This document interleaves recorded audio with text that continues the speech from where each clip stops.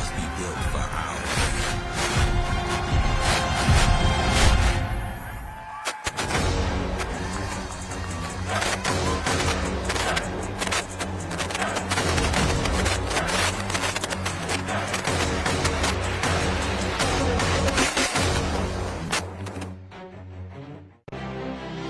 University and college rugby teams. Save 50% on your next custom Rhino rugby team kit order with a sponsorship from Penn Mutual. Your design, your logos, your colors.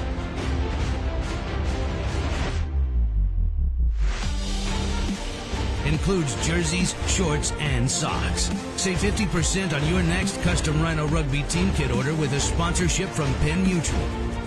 Learn more at rhinorugby.com.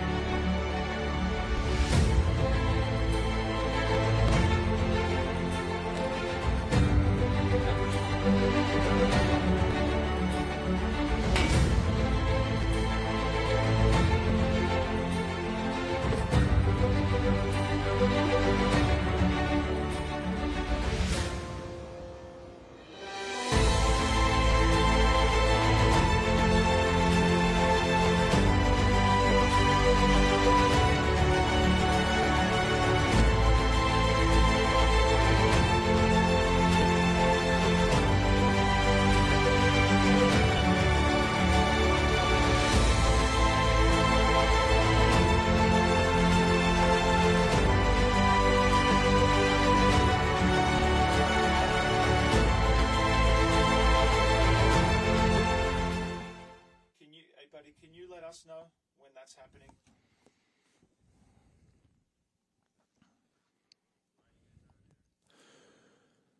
The Final Four in NCR Men's Division Rugby welcome you to Reading, Pennsylvania. Penn State University Burks, the host of our semifinals, the final stop on the road to Houston, Aviva Stadium, there, home of the SaberCats of Major League Rugby. They will be hosting the championship final next week. But the question is, who will be in the final? Our first semifinal, the 1-seed St. Bonaventure Bonnies taking on Kutztown. They are the 5-seed, are the Golden Bears out of Kutztown, PA, alongside Mark Sabina, former Commonwealth Games medalist. I'm Kit McConico. A beautiful day for rugby here in the Keystone State. Glad to have you with us. 50 degrees and sunny. And Mark, as we said, the final 4 teams is our first semifinal. We will see Queen's University of Charlotte taking on the Penn State Nittany Lions coming up in our second match here on Next Level Rugby. And a very warm welcome to you wherever you may be joining us from, the NLR YouTube page, NCR Facebook, or USA 7's Facebook. And both these teams looking to get started early. They know each other. They met less than a month ago. The Bonnies coming away with a 17-12 victory. But the good news for the Golden Bears of Kutztown is they have 3 very important players back, including Aaron Gray, Brayton Matitz, and Matt Gelhaus. You see Kutztown there going from right to left in the hoop jerseys. The Bonnies there in the brown and white. Both sides trying to establish something early on. 2 well-known programs. They know each other well in the same division. And, well, that's one thing we have seen for sure. So much talent coming out. Which of these sides will be able to come away? Kutztown, a combined 88 points in their last 2 matches. But that being said, defense, it's been an issue at time for Doc Jones' side. Our referee for today, Matt Lake in the middle, assisted by Alana Gregory and Curtis Etheridge, as they will have a line out to Kutztown. Batted back, Bonnie's with it at the midfield stripe. Again, perfect conditions, a synthetic turf surface here at PSU Burks. Looking for the line break, beautiful offload, able to find a way through. Found the wing side Mendenhall, who's wrapped up at the 22. Kutztown will kick to touch. We will have a line out coming. Early stages here, scoreless in our first semifinal.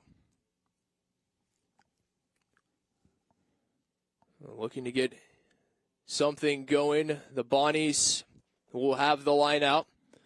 Gus Dellinger, the Holidayburg, Pennsylvania native, the junior and the biology major, set to take it. A U18 All-American. Looking there at in from Conroy. Conroy with it. Apologies there. Looking at his opposite number for the Golden Bears. And Bonnie's trying to find something. They have the line break. St. Bonaventure looking for the offload. Intercepted. Couldn't find the teammate. Kutztown comes away with a huge takeaway needed, or that was going to be try time for the Bonnies. Well, great work defensively, just reading the pass, saw the eyes. But deep inside their own end, Golden Bears trying to break out. And a whistle from our referee, Mr. Lake. So first opportunity, and we will see if the T comes out. We will see if the Bonnies elect to put 3 on the board. Penalty goal attempt coming. St. Bonaventure will indeed bring out the tee and a chance to put early points up.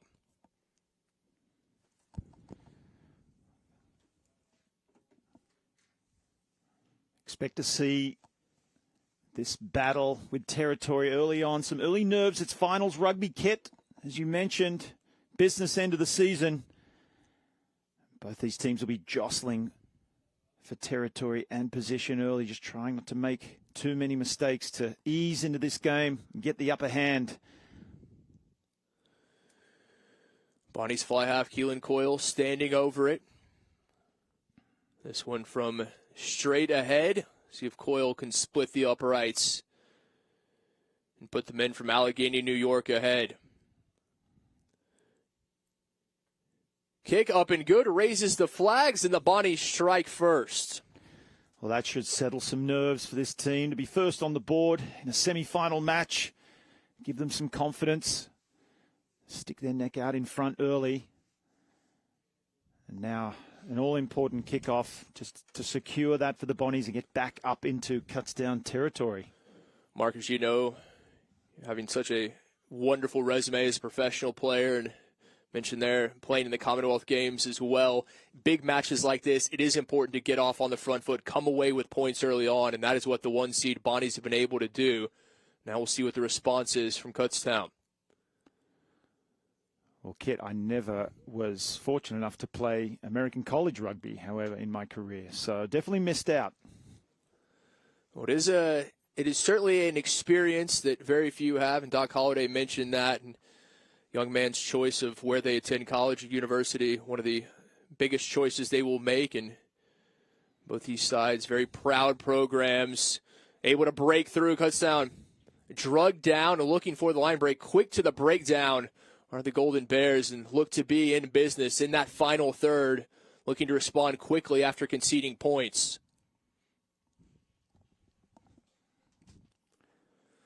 A little step inside.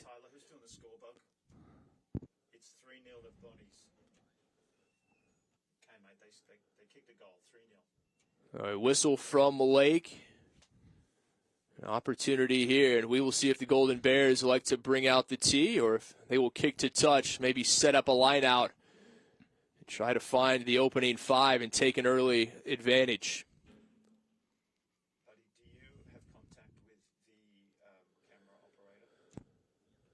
operator? The men from the Keystone State kicking to touch. That 5-meter line out coming.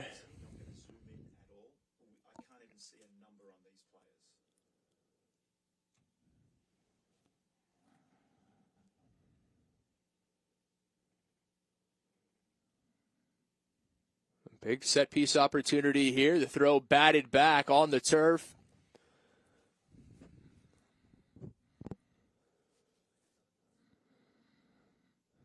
Bonnie's able to come away with it. A poor throw there. Mistimed on the line out. A missed opportunity. Now the line's cleared for St. Bonaventure.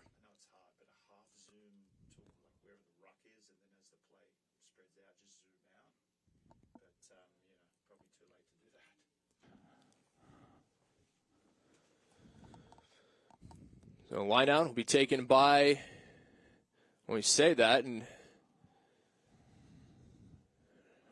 our apologies there. Difficult numbers to read for the Golden Bears. Appropriately, they have gold numbers. But a clean line out here from Kutztown. See if they can find something. Looking to spin it wide, looking for a bit of space. Heavy run there. Right into the teeth of the Bonaventure defense.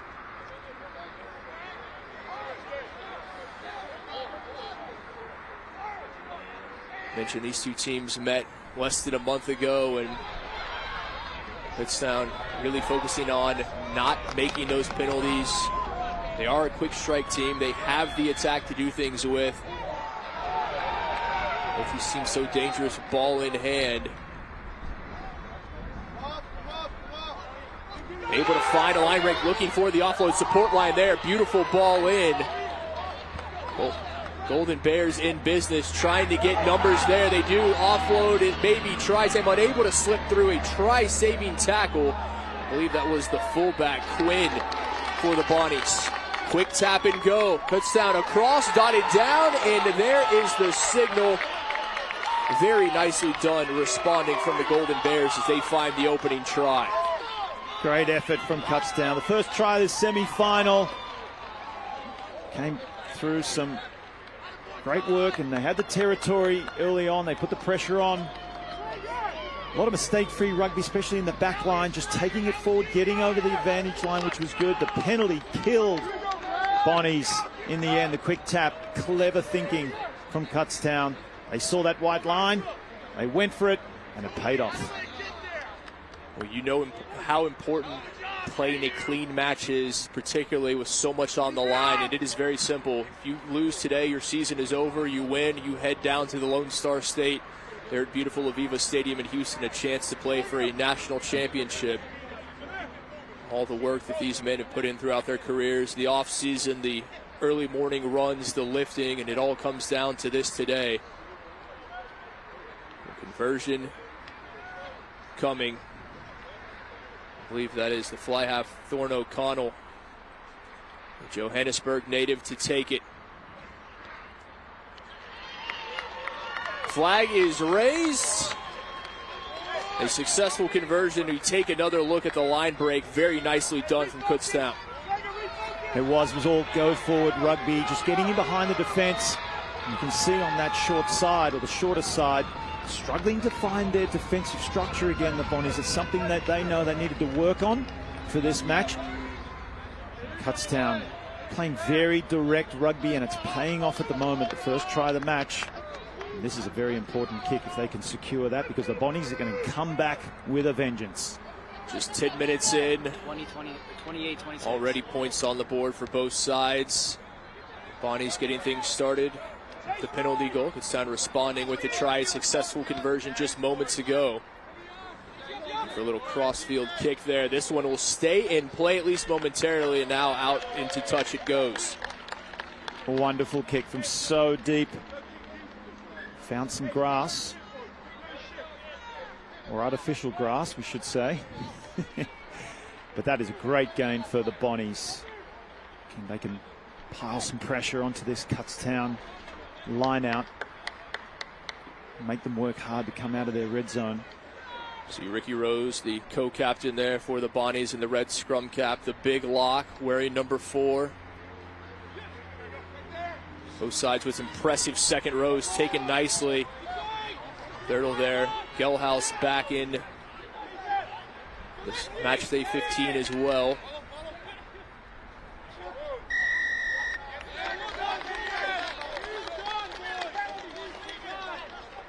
Penalty there.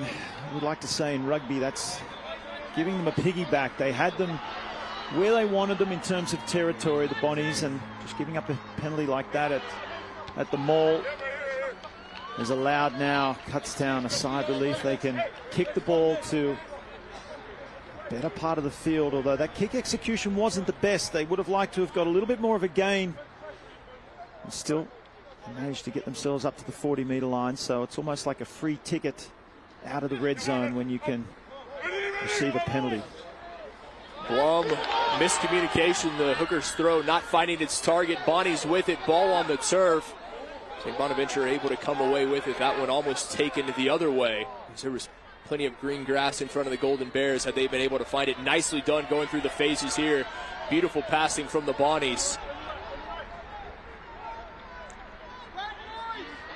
All kinds of room to the open side. Trying to find its way through. The big flanker Conroy.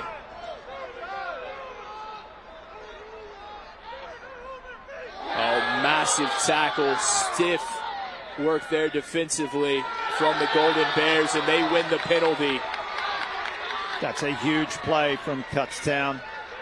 You see the scrum half for the Bonnies, Seabass Villani, had a crack, and perhaps he didn't quite have the support or the structure that he wanted from his runners, and that was enough time for a huge hit to come in. And the force of the tackle. This isn't out, so potentially a costly error from Kutztown. 3 of our 4 semifinals teams out of the Rugby East. Obviously the caliber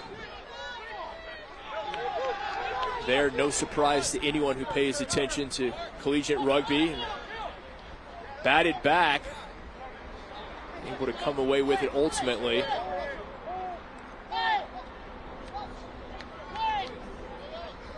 Kutztown responding with a try, successful conversion to take the lead, and they've had the majority of the possession, enjoying it. Territory not in their favor. But the Bonnies have been able to find points since that opening penalty goal just 4 minutes in courtesy of Keelan Coyle. Testing the resolve of the defense, not rolling away, pings there were the Bonnies, and something the Bonnies are going to have to be careful. I've already seen that penalty count start to mount on the side of the men from Allegheny. That's right, Kitten. Referee Matt Lake could have chosen one of 3 players just lying all over the ground there, not rolling away. Not sure who it was at the end, but that'll teach them to loiter, make it difficult for the Kutztown team to come in and clear that ball. Matt Lake saying he was going to be focusing on the breakdown, penalties there, rolling away, not releasing. We've seen that early on.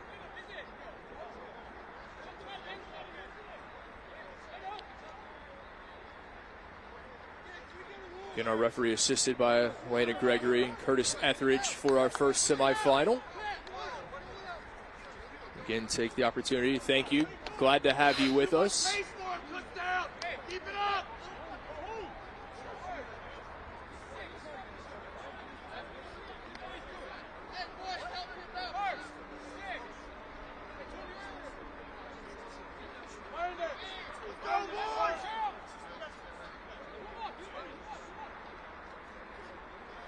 Referee having a few words with some of the Bonnies. See the big lock, Ricky Rose there, the red scrum cap, along with his hooker, Mark Blum. 2 powerful forward packs from both of these sides, and they will both be looking to show their dominance.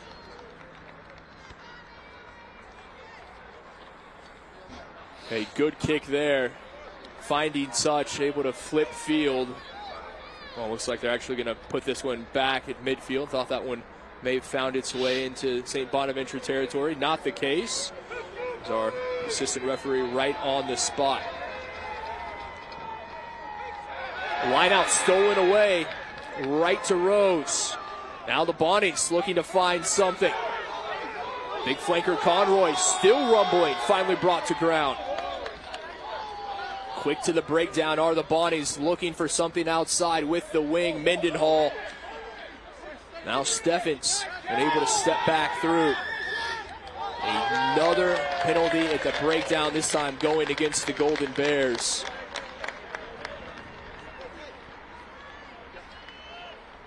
Here's that line-out steal, Kit. Really impressed with the handling as well. Straight off the line-out, a quick turnover, and they just moved the ball quickly. They already had the back row players in play. That's some really clever handling. Got them well over the gain line and into this position. And under a lot of pressure, Kutztown now. You see they gave away a penalty at the breakdown, so prime location here for the Bonnies. Big opportunity for St. Bonaventure to respond, maybe take the lead, retake the lead, I should say. Mark, you see how quickly the Bonnies able to turn that poor line-out throw into meters gain, quickly going through the hands, using the open territory here on the near side. Both these sides, very quick strike attack. Batted backwards, able to find the hands of Blum. Sebastiano Iliani, scrum half. Looking to go to the blind side. Oh, that one finds the big loose head. Ethan Dumbe still rumbling. Finds his flanker Conroy. But a foot in touch just shy of the try line. Nice hands from the big front row.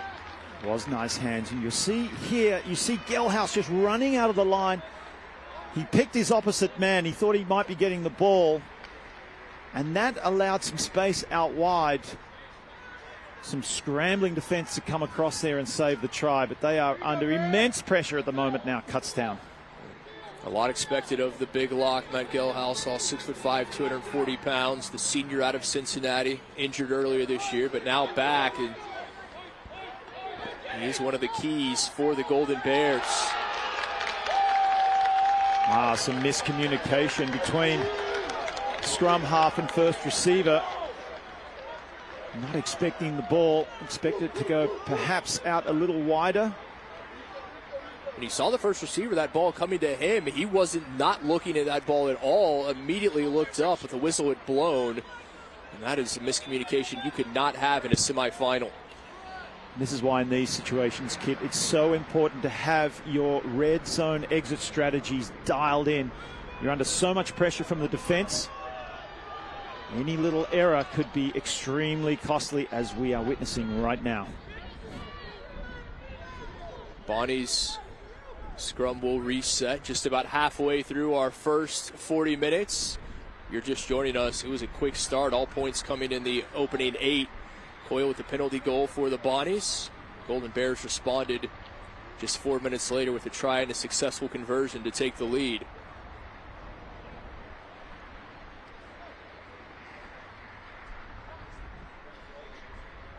See which one of these sides has the ascendancy here in the scrum. Good attacking platform provided for the Bonnies. Seabass able to find his man, but met by a wall of Golden Bears.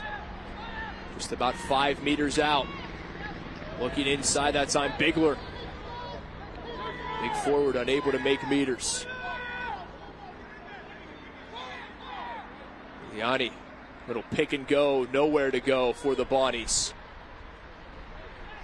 Another opportunity, and again stuffed right at the gain line. Liani bringing it back, able to find Steffens. Steffens now with Coyle. Coyle looking to dance. Rose. Able to get over that 5-meter line. A big tackle on the number 8. Montenegro couldn't find a way through. Nicely done cleaning things up. Bonaventure, I should say, retaining possession, trying to make meters the hard way. Well organized defensively are the Golden Bears.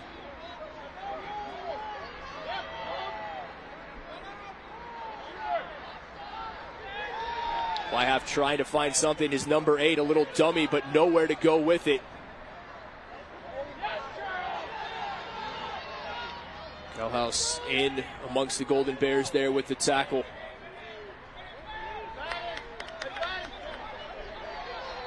Advantage being played for the Bonnies.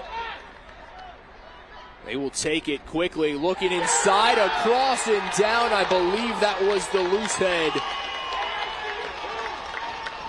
St. Bonaventure quickly across after the restart. So waiting for confirmation that that was big number one who dotted it down. But one thing we don't need confirmation of, it's the Bonnies back on top. It was bound to happen, Kit. Just way too much pressure. They had that territory. But credit must go where it's due, and that is to the defense up until that point of Kutztown. Just denying pick after pick. You said the Bonnies were doing it the hard way, trying to make yards the hard way. Well, it's because Kutztown were making it hard with their defense. Solid defensive effort. But that penalty in the end just killed them.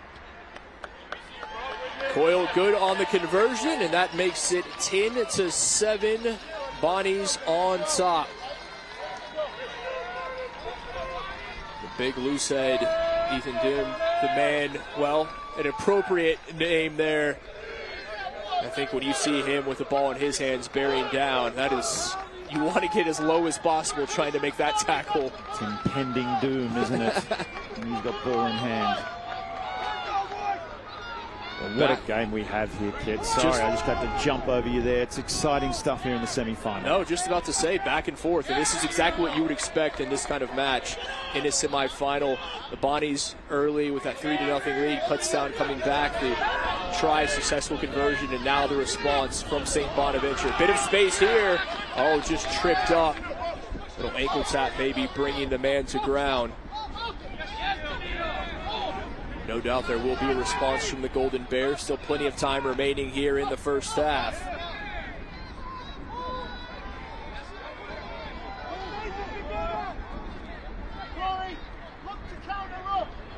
For a little kick through, this one setting up for the fullback into the hands of Alex Chura, the co-captain. Another whistle at the breakdown and not releasing. We mentioned the penalty count starting to mount. St. Bonaventure not doing themselves any favors. Well, that was a good kick chase from Kutztown. Clever kicker behind. It was easy for Chura to pick that one up, and he flew onto that, but he got himself isolated. He went into the chasing players of the Bears. Didn't have the support he needed. And now, with that counter-attacking effort and getting isolated, giving the penalty, it's now handed over territory and possession for the Golden Bears. Let's see what they can do. Gray able to find his target in Gelhaus. And now the ball. Pushed backwards, stout defending from the Bonnies, looking for it all. Big tackle there. See the battle at the breakdown. Kutztown trying to find a way outside. Nifty feet. Twinkle toes here, cuts inside. Golden Bears electing to come back to the near side. Oh, has a man. What an offload. Lets the defender fly by. And finally bundled into touch. Defense coming up aces for the Bonnies. Wonderful defense from the Bonnies. And this was shortly after the tackle from Steffens flying in. Greg Steffens has impressed me at number 12 for the Bonnies. Number of occasions he's shut down the attack. Keep an eye on him with his tackling and the way that he reads the play. The Bears did well to recycle, get it out wide. And you see the swarming black jerseys coming across the field, just denying Kutztown any access to the try line. Opportunity for both sides. Catch their breath, get a bit of hydration as Bonnie's trainer out taking a look. I believe that is Conroy, the flanker. Conroy has been very impressive. You can say that for just about any of the 30 men on the field. The talent they have, the depth, the reserve benches as well. The reason they have made their way here. Just our first semifinal today. Again, we will have Penn State, the 2 seed, taking on the 3 seed Queens, and that is a battle in contrast. Penn State, they've been playing rugby for 60 years. Queens, I believe this is their 5th, possibly their 6th season, so it is definitely the old versus the new guard in that second semifinal. I've been really impressed, Kit, with both teams mixing up the play early on in this game. So much at stake in the semi-final, but they're willing to throw the ball wide, side to side. Certainly makes for a great spectacle. Batted back, Conroy coming out to take it. So often you see sides that get to a semifinal, get to a final, and they get tight. They get away from what has brought them to that pinnacle. Neither of these sides doing that. They're both playing to their game, continuing to play the pattern that has gotten them here to the Final Four.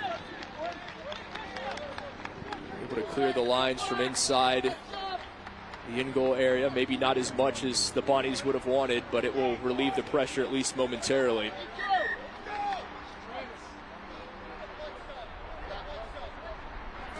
Well, again, that's a case for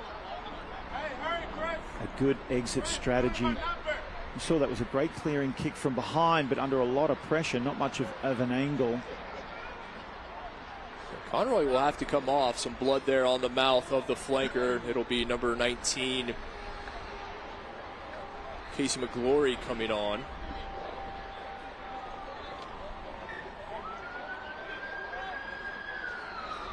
Bellhouse, nice take from the big second row.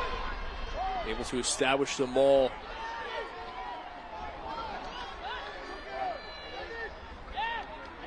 Advantage for the Golden Bears. Electing to go to the blind side, a little room along the touchline, able to tightrope it. Finally, out they go, a bit of space. If they can send that one wide. Low pass picked up off the kneecaps. Looking to cut back in. Give a lot of credit to this Bonaventure's defense, quickly getting out wide, sealing things. Looking for the drop goal, I believe. Something you rarely see these days. See the referee's bringing it all the way back. That was an extremely long advantage. He's called a penalty against the Bonnies for bringing down the maul illegally after that drive. It seems like an age ago that happened. He allowed Kutztown to put it through multiple phases, and perhaps that's what that field goal attempt, the drop goal, was, knowing that there was still advantage. And why not? Let's have a crack. If not, let's bring it over to the side, and no doubt you're going to try and bring it down and drive it over that try line. O'Connell sends it out into touch, the Joburg native and a member of the Rugby United New York Academy, and a great thing for you and I, obviously our work with Major League Rugby, to see so many of these young men in Major League Rugby academies. We've seen the New England Free Jacks represented, Rugby United New York, just to name a few. Oh, missed communication, poor throw right into the hands of a Bonnie. What an opportunity missed as that one found Corey Radka. I think it found him more than he found it. Oh, miscue, back it went, so play will continue. Referee allowing the play to continue. And then the knock on. But he will play as it ends up right with the Golden Bears. Golden Bears down the far touchline, maybe trying to do a bit too much as helter-skelter these last few minutes from both sides. Kutztown still with possession. Big forward there with a tough carry.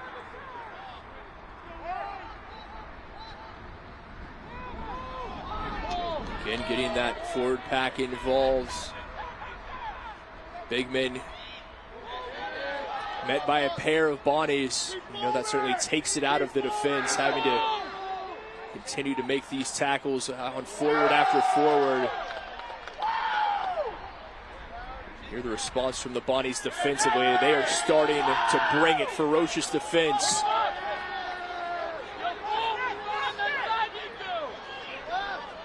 Looking to clear the ruck, couldn't. 10 minutes remaining in our first half. Just a 3-point affair between our 1 seed, St. Bonaventure University, and our 5 seed, Kutztown University. And another penalty, another whistle. Well, Kit, originally I thought it was Kutztown that were leading the way in terms of defense and showing how it's done, but now the Bonnies have really stepped up, defending their try line like their life depends on it. And the Golden Bears struggling for an answer here. They've had the majority of territory these last 5 minutes. And the Bonnies aren't just hanging on, but they are applying immense pressure, forcing turnovers like this one that you're watching right now. If they can win this line out, get themselves into the half of Kutztown, that is a great escape. Bonnie's flanker, Matt Conroy, back on after the blood substitution. Will take the line out. Good throw, able to find his target right to Rose. Big second row, been impressive, particularly in the line out.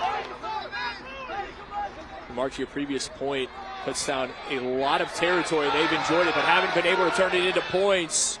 Across the 10. Bonnie's looking to find something, possibly extend this lead. Plenty of time remaining. Rose. Seabass quick to the breakdown, finds his front row. Now outside, into the hands of Steffens. Steffens with a step. Out to Conroy. It's going to be a race to the try line. No one will catch him. And diving to dot it down is Matt Conroy. Wisely brings it closer to the post for a easier conversion. And what a job turning defense to offense for the Bonnies. And they can take a lot of confidence, not just from this 5-pointer. It should turn into 7 because the number 7, Conroy, brings it all the way around. But to be defending for so long, turning it around, and moments later bringing it all the way back for the try. They spread the ball from side to side. They deserve to be out in front by 15 points to 7. These two teams met less than a month ago. Combined, it was 29 points.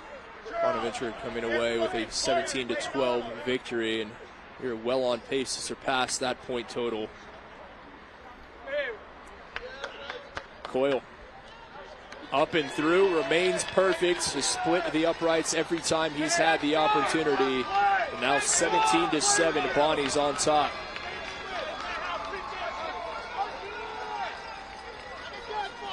Pair of successful conversions in that opening penalty goal from Keelan Coyle.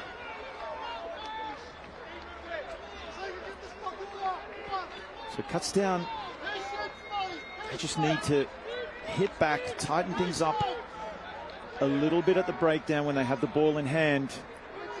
Keep getting over that advantage line, maybe spread the ball a little wider.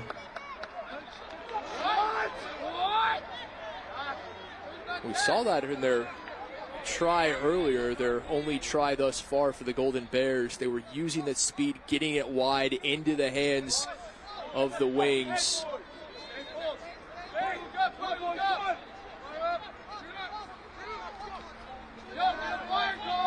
Both these teams a lot of speed. Both like to get it wide if possible, but it's certainly been the Bonnies who've been the better of the two sides in doing that. You see that reflected in the scoreline.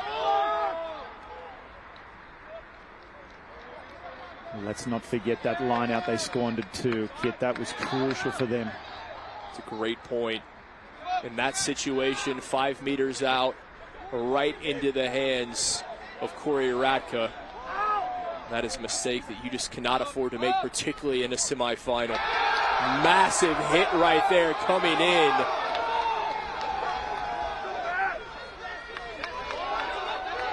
And the big man up front, I believe that was Quan Penn, the tight head, introducing himself. And now looking to nuke the ruck. Penn obviously playing with a bit of confidence after the tackle.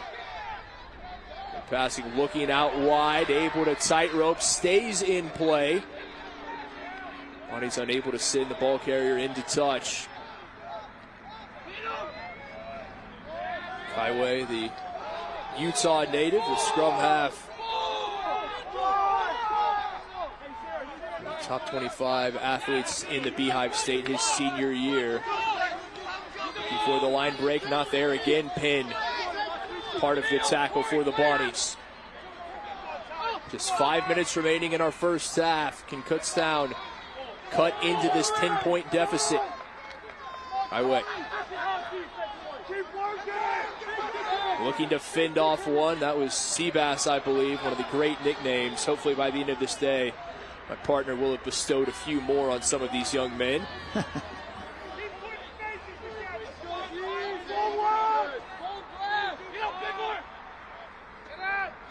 They're unable. This one spills forward.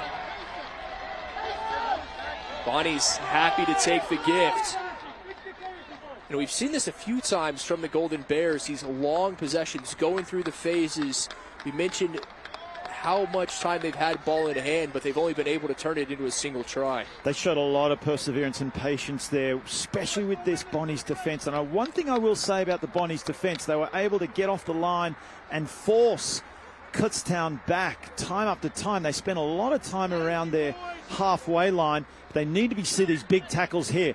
One thing they need to be careful of is they're flirting with that offside line. I predict that the Bonnies are probably going to get a little warning. They might even have a penalty for offside, especially with the assistant referee on the line. He's going to be putting the message in that, hey, these black jerseys are starting to creep a little bit too far forward on the defensive line. But at the moment, they're getting away with it, and they're forcing this Kutztown team backward.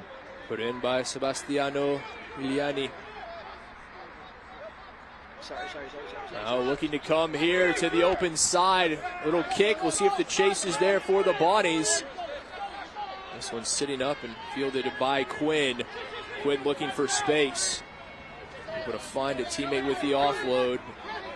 Good pursuit there from the forwards for the Bonnies. Time now starting to become of the essence if the Golden Bears are going to find points in this first half. 10-point lead, certainly far from insurmountable, but you know that Doc Jones, he really would have loved to see his side find points before they head to the sheds for the halftime break. They're not going to do it this way. Again, just that stifling defense. Kutztown seem to be running out of answers in offense. Showing some good patience, but they need a little bit more than that.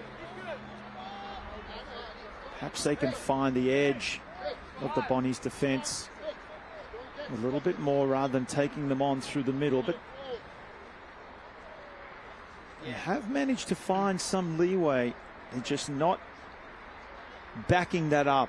Once they make that line break, they need to really pour in, get some quick ball, and then attack with some vigor, probably out a little bit wider. That seems to be the key. Mark, this is a big penalty goal attempt coming for Coyle and the Bonnies. Can they make it a 13-point advantage with less than 2 minutes remaining before that halftime whistle? Coyle perfect thus far, a penalty goal and 2 successful conversions. He's not missed any of his kicks. Can he make it 4 for 4?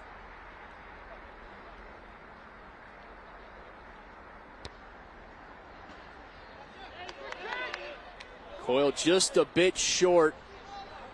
The accuracy was there, but just a few meters lacking on that kick from Coyle.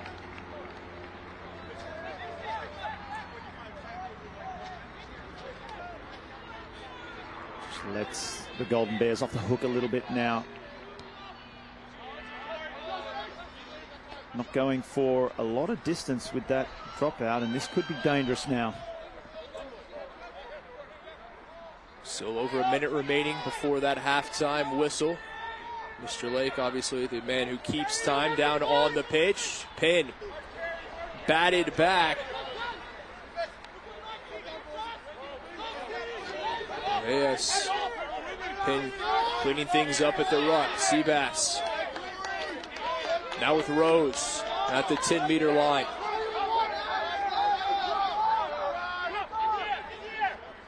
Liani has that one charged down and ends up with the Golden Bears. Kutztown with an opportunity here. They have numbers. A beautiful pass, able to find the man, looking for the support line, not there. Maybe a try-saving tackle coming through from the fullback, Chura. and not releasing. You see the response from the Bonnies. A huge penalty going against the Golden Bears. The hands here was exceptional. Now watch this, that last pass, beautiful, but you said the support line, he's in front of the man. He needs to hold his depth.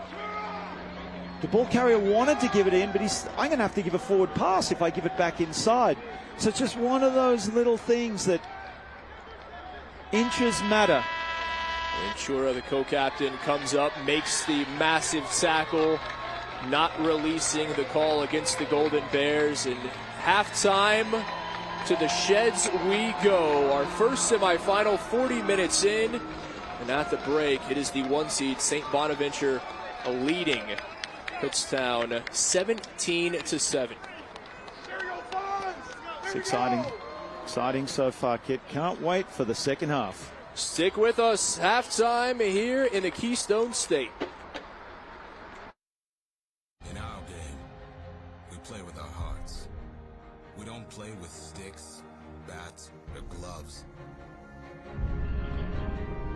We don't wear shoulder pads or helmets. We keep playing when it hurts. And we leave everything on the field. What we wear must be built for our game.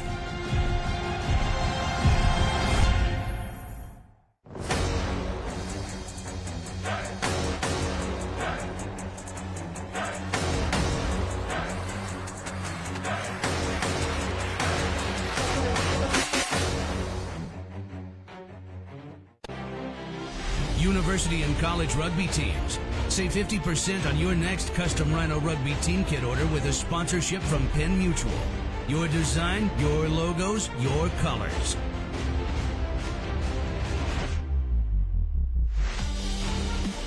Includes jerseys, shorts, and socks. Save 50% on your next custom Rhino rugby team kit order with a sponsorship from Penn Mutual. Learn more at rhinorugby.com.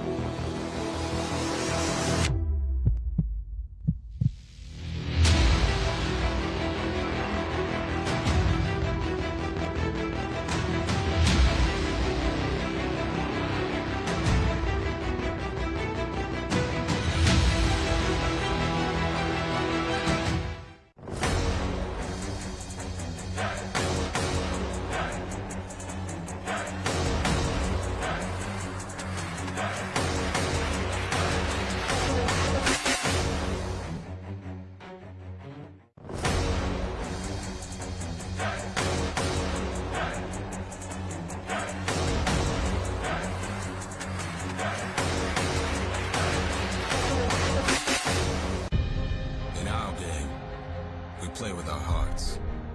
We don't play with sticks, bats, or gloves. We don't wear shoulder pads or helmets. We keep playing when it hurts. And we leave everything on the field. What we wear must be built for our game.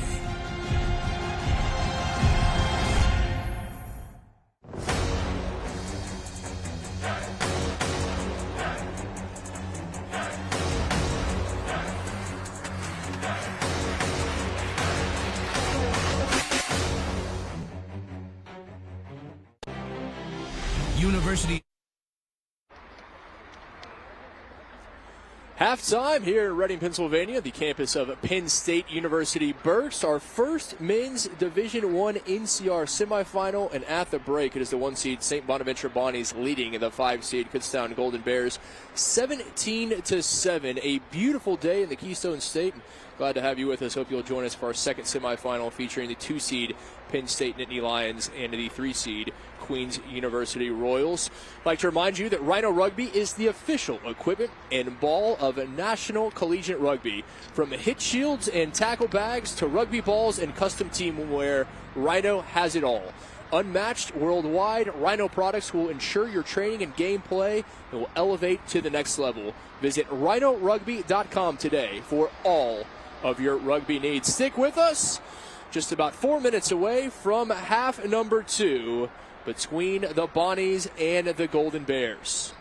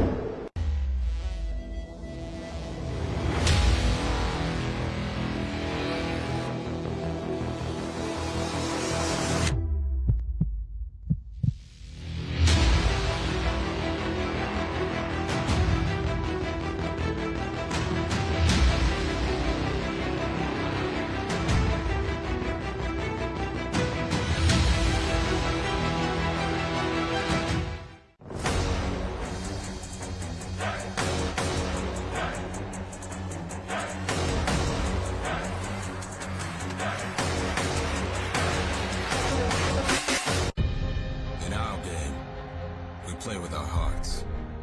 We don't play with sticks, bats, or gloves. We don't wear shoulder pads or helmets. We keep playing when it hurts. And we leave everything on the field. What we wear must be built for our game.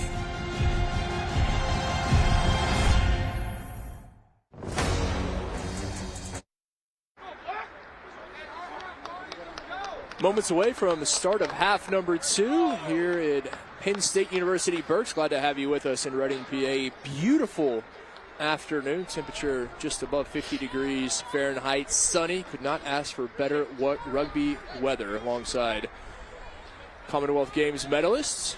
Mark Sabina, I'm Kit McConico. A very entertaining first half between the Bonnies and the Golden Bears, Mark. It was the Bonnies who were able to get on top. They found a penalty goal just 4 minutes in, courtesy of Keelan Coyle. And then back and forth, the Bears came back. A successful conversion. And it was 7-3 in favor of Kutztown there just 8 minutes in. But the rest of the half, at least on the scoreboard, belonged to St. Bonaventure. Thoroughly enjoyed that half. And aren't St. Bonaventure playing like a number 1 seed? They seem to shift gears toward the latter part of that first half. Defense is outstanding, but once again, they need to be careful with that offside line. If Kutztown are any chance here, the referee's going to keep the Bonnies honest in that department. We saw some big hits defensively. The tight head, Juan Penn, and the number 8, Montenegro, coming up and introducing themselves to the Golden Bears. But you're right about flirting with danger when it comes to offside. They were not pinged in the first half. We'll see if they're able to clean things up in that regard. See if Tui Osborne, a few words for his charges. I think, by and large, Coach Osborne, he'll be very pleased with what he's seen from his side through 40 minutes. Most definitely. They need to keep it going, because in their quarterfinal match, they did drop away in that second half with a little bit of complacency. Nice take on the line out. Gelhaus back in the starting 15, the senior out of Cincinnati, USA U23 All-American. Came through that Walnut Hills Rugby Football Club. Penalty going against the Bonnies. Again, Matt Lake, our referee, assisted by Helena Gregory and Curtis Etheridge for our first semifinal. Hope you'll stick with us for the second as well. That'll be coming up at 3 p.m. Eastern Standard Time right here on Next Level Rugby YouTube. Also have it for you on the NCR Facebook page as well. And take the opportunity again to welcome you. Thank you for joining us, wherever you may be joining us from. Those of you pulling for the Golden Bears, pulling for the Bonnies, and the neutral fans amongst you as well. And you can certainly see Kutztown looking to come out. They want to take advantage. They want to be the aggressor here in half number 2. They enjoyed a lot of possession in the first 40 minutes. Not as much territory, but only able to turn that possession into a single try. Bundled up. Nice tackle there from Peach, the outside center. Looking to go back through the open side. Both of these teams, when they get it wide, they are dangerous.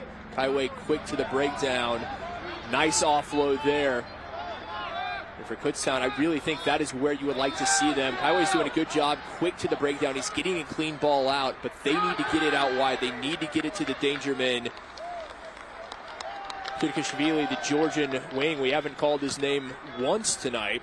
Also very impressive center pairing with Stinson and Nolan, but they haven't had many opportunities with ball in hand. You're right, Kit. They need to get more possession there and get some go forward as well. Keep it simple early. Just get going. Just want to take us back a couple of plays. A little concerning was the tackle from Corey Ratka for Bonnies. He came up clutching at his shoulder and his elbow. It would be a huge blow for them if that continued to bother him. Yeah, the flanker influential through the first 40 minutes. Certainly they want to keep him on the pitch as much as they possibly can, as we will reset the scrum. Two impressive front rows. Doom, Blum, Penn for the Bonnies. Rahidi, Gray, and Rogers. Miles Rahidi, the freshman out of Nairobi, member of Kenya's U20 side. He's with them at the 2019 Junior Worlds in Brazil. Seabass gets it back. Nice little inside ball. Sebastiano rolling forward. His halfback mate there able to come quickly with it. There is Ratka. No worse for wear, it appears. The man with the number 6 on his back for the Bonnies trying to find a way through. Mendenhall.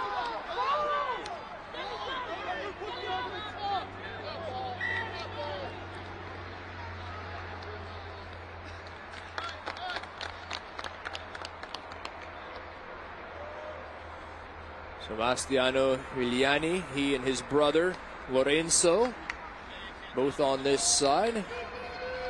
Seabass, the man with the 9 on his back, his brother, the wing with number 11, both Italians. Had to make a few adjustments from the European game to the American Collegiate game, and physicality chiefly among them.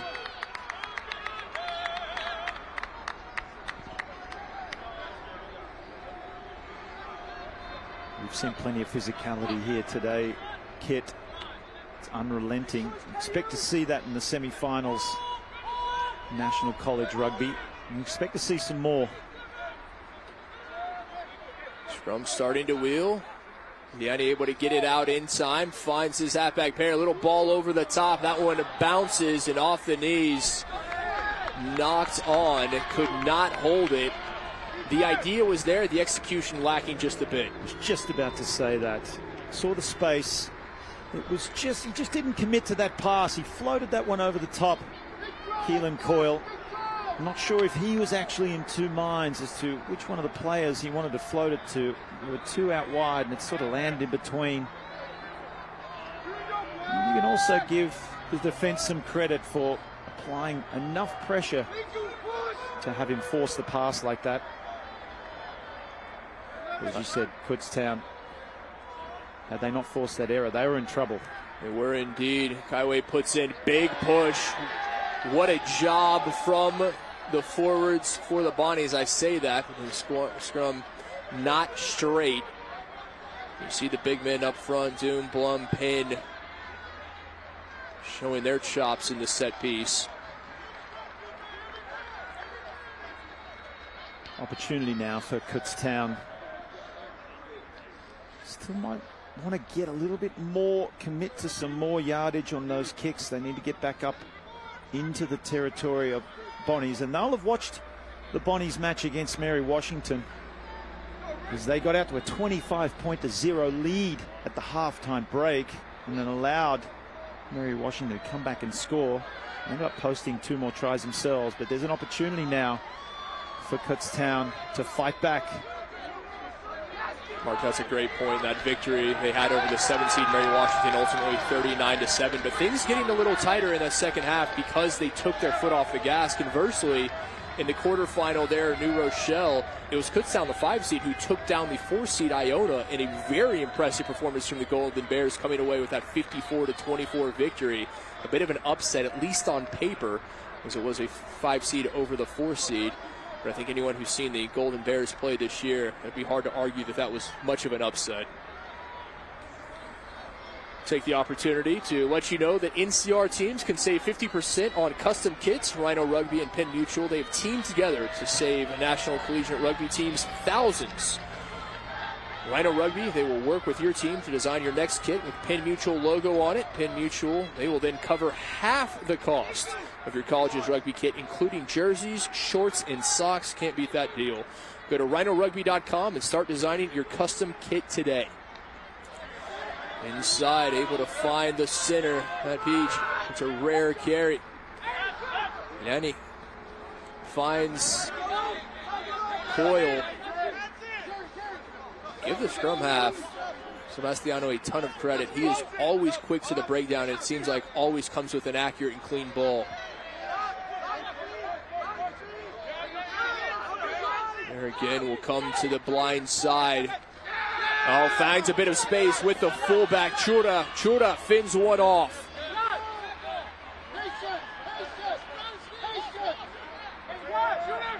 Oh, massive tackle laid to ground was Conroy. Lucky to hang on. Little kick over from Mendenhall. The chase not theirs.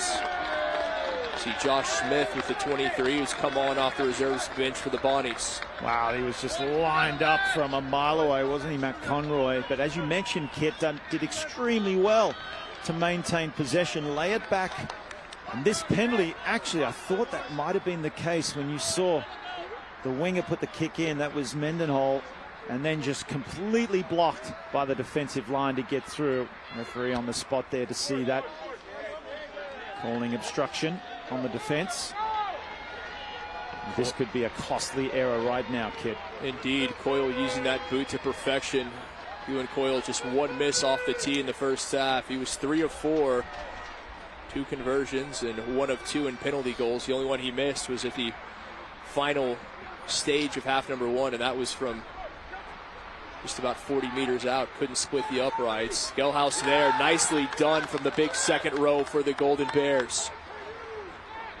Mentioned what a difference he is coming back into the starting lineup along with Gray and It's the South African. Haven't seen as much from the South African number 8 as the Golden Bears would have hoped. 10 minutes into the second half, neither side able to put points up. Our halftime score remains.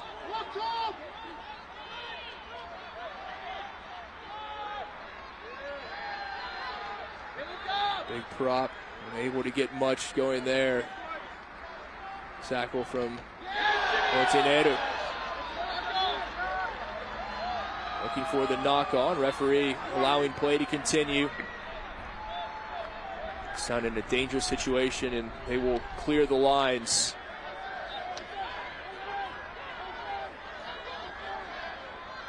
Chura surveys. Now finds Mendenhall. Mendenhall. Looked like he had Coyle had he elected to offload it. Battle at the breakdown.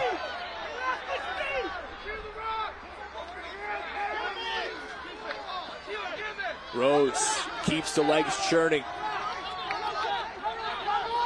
And almost knocked away. It's the Bonnies pinged at the breakdown. We mentioned the battle at the breakdown was going to be crucial. Yeah, certainly pushing the boundaries at the ruck now are the Golden Bears. Forcing a little error for the Bonnies right then. After being under immense pressure, just trying to get out of their red zone. That's another area that I believe they can or need to elevate. Tighten that up so that when they're in trouble, when they're in the red zone, they have some confidence to come out of it cleanly, get themselves well out of that zone, because here they are fighting themselves still in their own territory. Kutztown making a change at scrum half. They have brought Kaiway off. Oh, poor pass, not finding the target, and lucky Golden Bears able to fall on that one, but the whistle comes in. Go against the Bonnies. Fortunate for Kutztown. You'll see here, it was an intentional knockdown disguised as an attempted tackle. Smith did a very good job. He had one hand on the ball. He made it look like he was going for the tackle, and he saw the reserve back coming on, but a referee, Mr. Lake, on the spot. He saw the intentional knock. For those that may have caught the recent internationals, autumn internationals, it was reminiscent of Kurtley Beale's yellow card against Wales. Came in for the tackle, but stuck the arm out at the same time. Nearly got away with it. Mr. Smith should have learned from the Australian internationals card. He did not, but he doesn't see a card. Oh, taken chance here, looking for the offload. Oh, just too much on the pass. And that's simply one you just have to lay into the hands of your teammate. Now Coyle, a bit of room. Coyle, fly half, finds his flanker. Back, oh, tried to find Coyle again, and maybe a bit too much on that final pass from Conroy.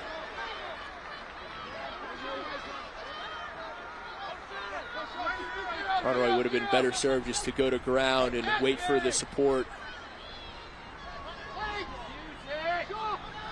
Obviously, much easier said from up here in the broadcast booth.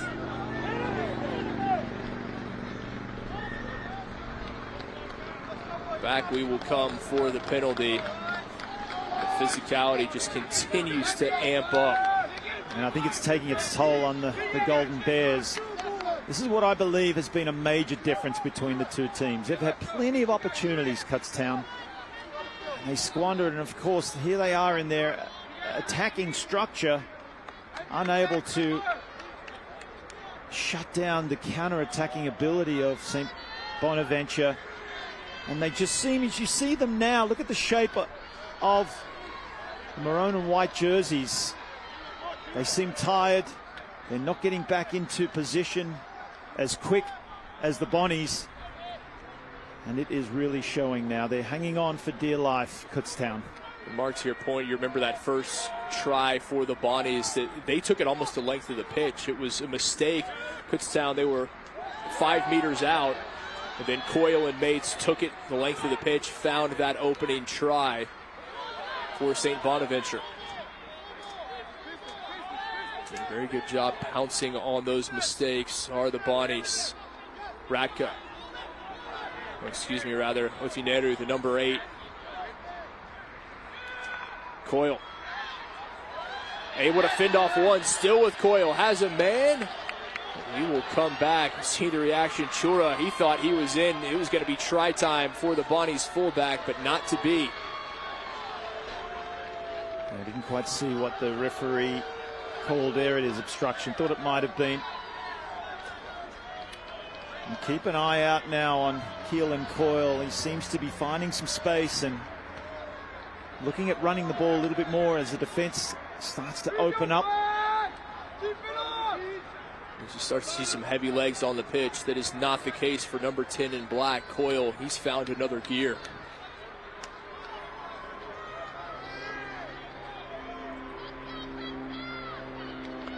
Big line out here for Gray, the Scot. The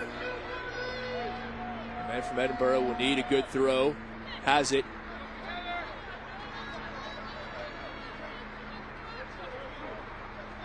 Good job finding it wide. A little kick through. Chase not there.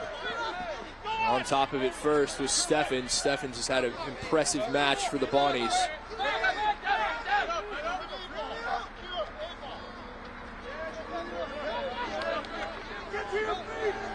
Yes, another one of the reserves coming on for St. Bonaventure.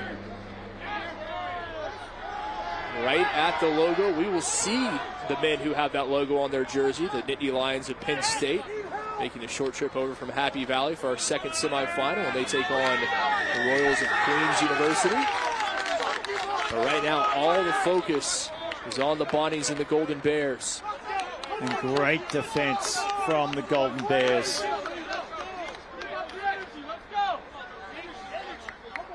Getting off the line quickly themselves, taking a page out of the Bonnies' book defensively. So again, creating some turnovers for themselves. They're just unable to capitalize at the moment. Could this be, and this needs to be the moment as time is ticking away to get back into this match. You just get the feeling, Kit, that if the Bonnies get another score, they might run away with this match. So this is a huge moment for Kutztown. Just about to say,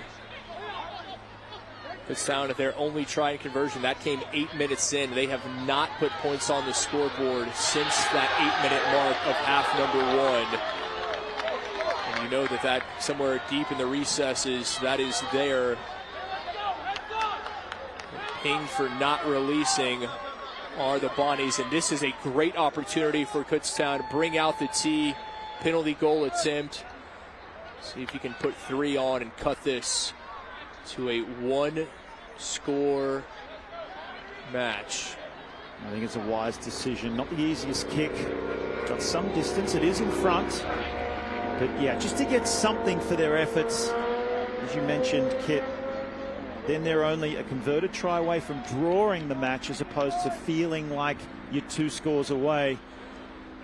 They've been trying time and time again to get themselves over the try line and have failed. So this could give them a little momentum shift. I believe that is O'Connell, Johannesburg native and Rugby United of New York Academy man. And the South African to make it a 1-score game. Does so just enough, and what a penalty kick that is. A huge 3 points for the Golden Bears. Beautiful kick from O'Connell, giving his team some reward for their defensive efforts.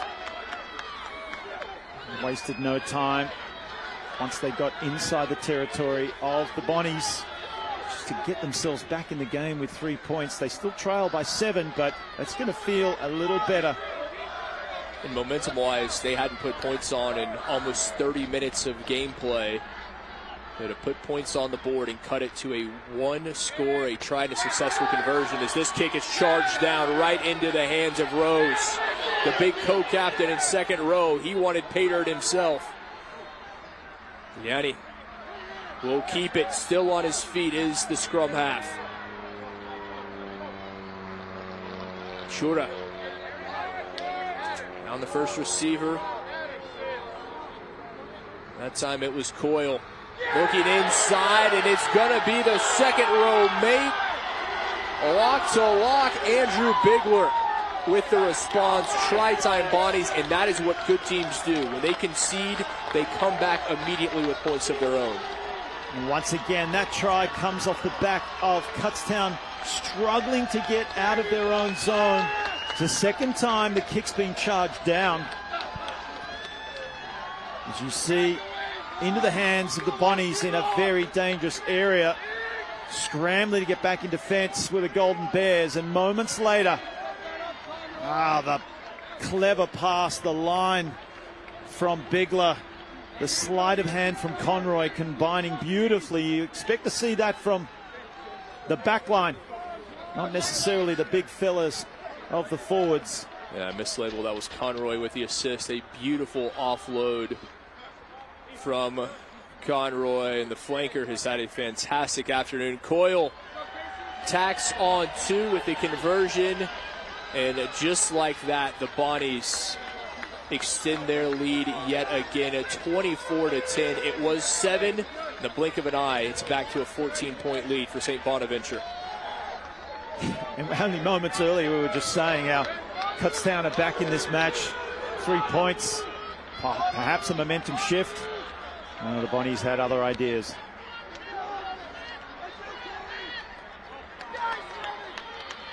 Golden Bears had cut it to a 7-point deficit, and less than 60 seconds later, it is back to 14. And that is deflating. When you're the Golden Bears, you've come out, you've found points, your defense has bowed its neck, and then all of a sudden, St. Bonaventure just marches right down the pitch with the try, and Coyle with the successful conversion to boot. Contest in the air. Yeah, he was taken just fraction before his feet hit the ground. A costly error. This is where the Golden Bears are struggling in this match, Kit. Smith with the kick. And we will come back as Seabass wisely pulling his number 8 away. That time it was Nicolas Lotineru who was trying to have a few words there. You see things starting to get a little chippy, and what's at stake. Both these sides, they know it. The season, for one, will come to a conclusion today. The other, they will head to Houston, a chance to play for a national championship next weekend. See what's happening now. The penalty coming to where the ball landed, not from where the ball was kicked. That's a big break for St. Bonaventure and Coyle. Coyle, a chipping wedge of a right boot. He can put it on the money. More changes coming as we get within 17 minutes remaining and trying to get fresh legs out on the pitch. At the risk of sounding like a broken record, if Kutztown is going to find something, they need to find points quickly. They can ill afford to let the Bonnies extend this lead any further. Nice steal with the line out from the Golden Bears. Exactly what they needed, but still deep inside their own end. Trying to get over the 22.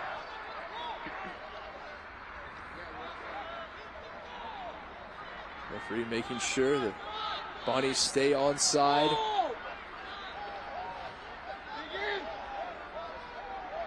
Going to change it. Scrum half for the Golden Bears. This kick out into touch.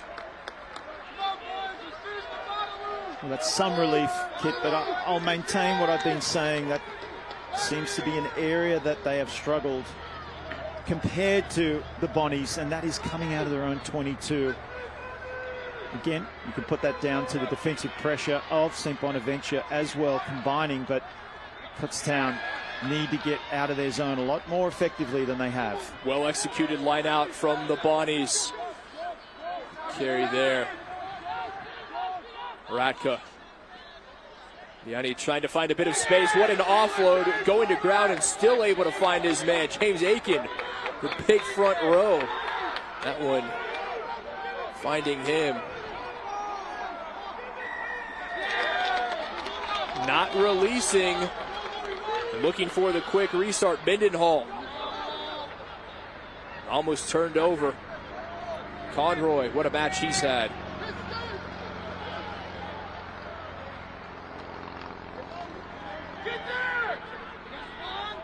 Bonnies inside the 22. Another try, and that may well put the nail in this one. St. Bonaventure, their fans could just about start booking those travel arrangements down to the Lone Star State. Coyle, little chip over. Thought he was obstructed. No whistle from the referee. Well, you mentioned nail in the coffin, Kit. I think perhaps the captain / coaches of the Bonnies might be a little upset with Cy Mendenhall for taking that quick tap. You can't help thinking that 3 points really puts them out, because they are two converted tries away from drawing this match. 14 minutes is enough time to do that.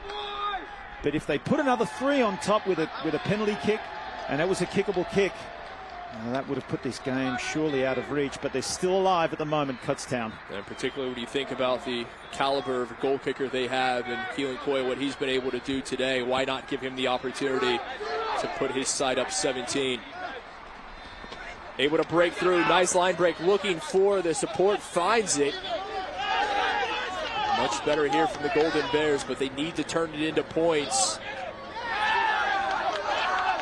And all kinds of extracurriculars taking place at the ruck, but no whistle for Mr. Lake.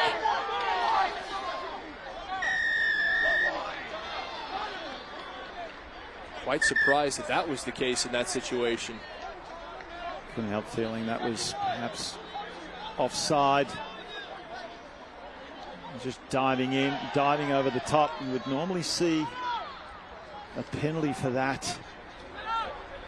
And perhaps that's exactly what he's given. So Kutztown now with a chance. They have to make this stick. Do they go to the corner? Kit try and drive themselves over the try line. It's failed them before, so perhaps they're a little gun shy with that option. They are going to go to the line. O'Connell is indeed going to go to the corner, but as you so correctly said, it has not been good to them. The line out trying to establish that driving maul. Things will have to change here because time is certainly of the essence. Less than 13 minutes remaining and down 2 tries and 2 successful conversions.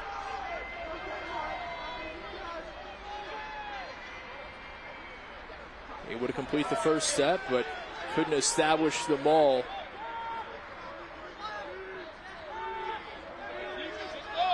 We've seen stiff defending from the Bonnies, their forwards never shy of a tackle.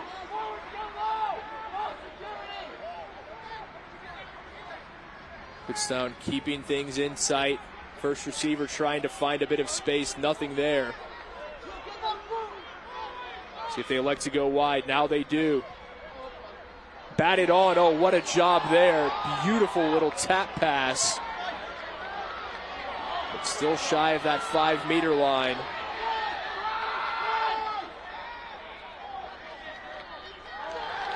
And the penalty against the Golden Bears. What a turn. You see the reaction from St. Bonaventure.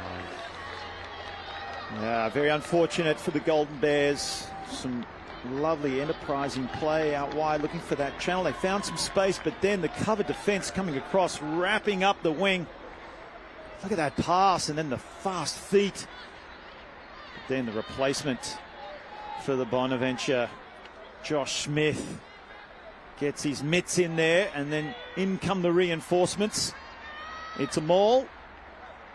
And if Kutztown can't get the ball out in that maul, then the rules are the Bonnies can just flop on top, stifle the ball, and it's a turnover. Gray and Chura there as well for the Bonnies.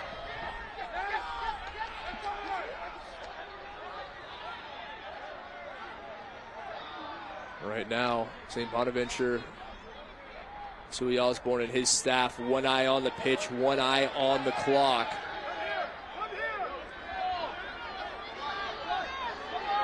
O'Connell has a man, good line, finding a bit of space, another well-run support line. Could the Golden Bears be in business? Oh my, just took his eyes off it, and that was enough for the Bonaventure defense to come in.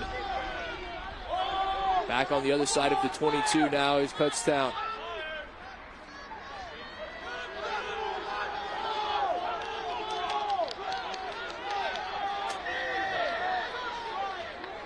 Quick tap and go. That time Hayden Smith, the replacement scrum half. Oh, this could be a yellow card. We've not seen a yellow thus far, and it appears that will remain the case. You see that quick tap and then just way offside, preventing Kutztown making any inroads there and being so close to the line. That's why I thought that is what we call a professional foul. Coyle gambling there that he wasn't going to see yellow, and he gambled correctly. He did not.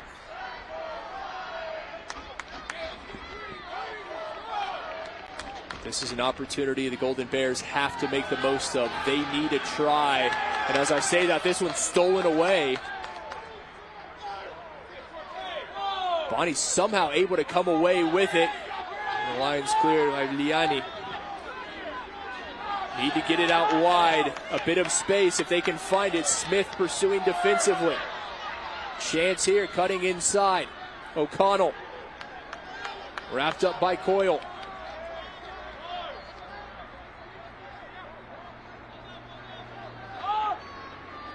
Big front row. Continues to rumble. Now finally brought to ground shy of the 22.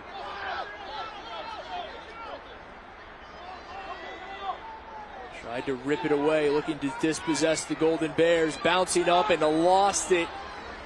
Ball went backwards. Not releasing the call, says Mr. Lake. And again, it is at the point where O'Connell, Kutztown, they have no choice. There will be no bringing out the tee at this point. They have to find that in-goal area, and it needs to be try time 2 times over. They're being handed every opportunity. We must give some credit to the Bonnies' defense, but surely it just takes a bit of execution now. This is not their strong point, we've seen already. But if they can just execute one of these lineouts to a tight driving maul, drive it over the line. But I'd love to see Aaron Gray over on the far side with some space with the ball in hand. He looks so dangerous. Gray's not had the opportunity. We know he's a game changer. They need to give him that chance with ball in hand. Looking to cut through. Big tackle. With Ineru, the number 8, on the spot. Coyle giving up some pounds, but not shying away from that tackle. Looking to spin, tried to dot it down. There is the call.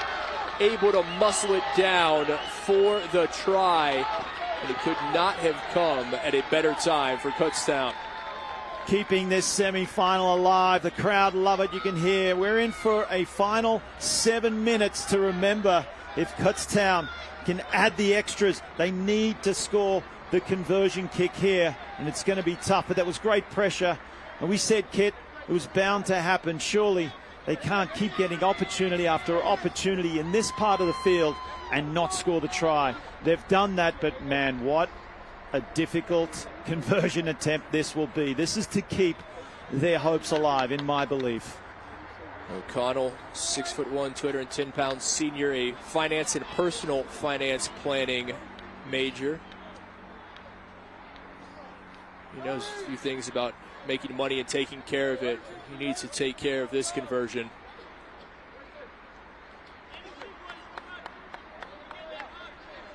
Rugby East Freshman of the Year back in 2018.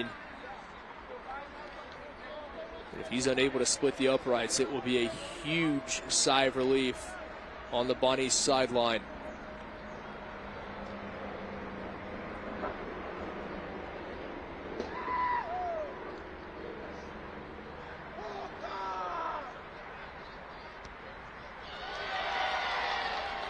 O'Connell unable to do it. Could not complete the conversion. A 9-point lead remains for the Bonnies in under 6 minutes remaining. Stranger things have happened, Kit, in rugby. 5.5 minutes is certainly enough time to post 2 scores. They will have to play out of their skin above and beyond the way that they've been playing Kutztown. I feel like the Bonnies might have just taken their foot off the pedal.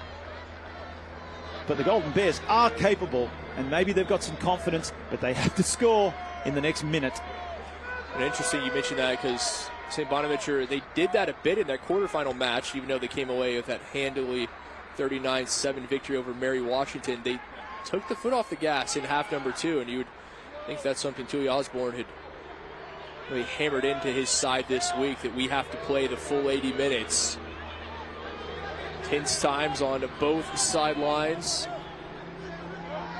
St. Bonaventure with that 9-point lead as O'Connell was unable to complete the conversion. Certainly in a better position. Big hit coming through. Radka. Corey Radka, he is playing out of his skin, to use your term. Potentially a match-winning play. He lined that up 3 passes earlier. He picked his spot. He anticipated they were going to try and spin it wide, and he zeroed in like a heat-seeking missile. Now Coyle with an opportunity for that proverbial nail that they've been looking for so long. Less than 4 minutes remaining. Coyle could tack on 3.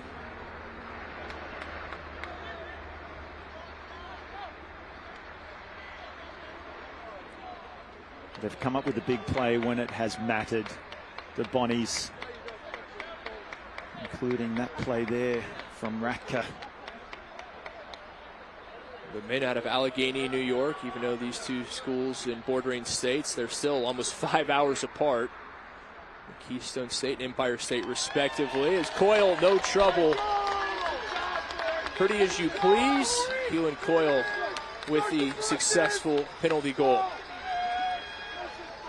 It still means with 3 minutes to go, 2 converted tries could win the match for Kutztown.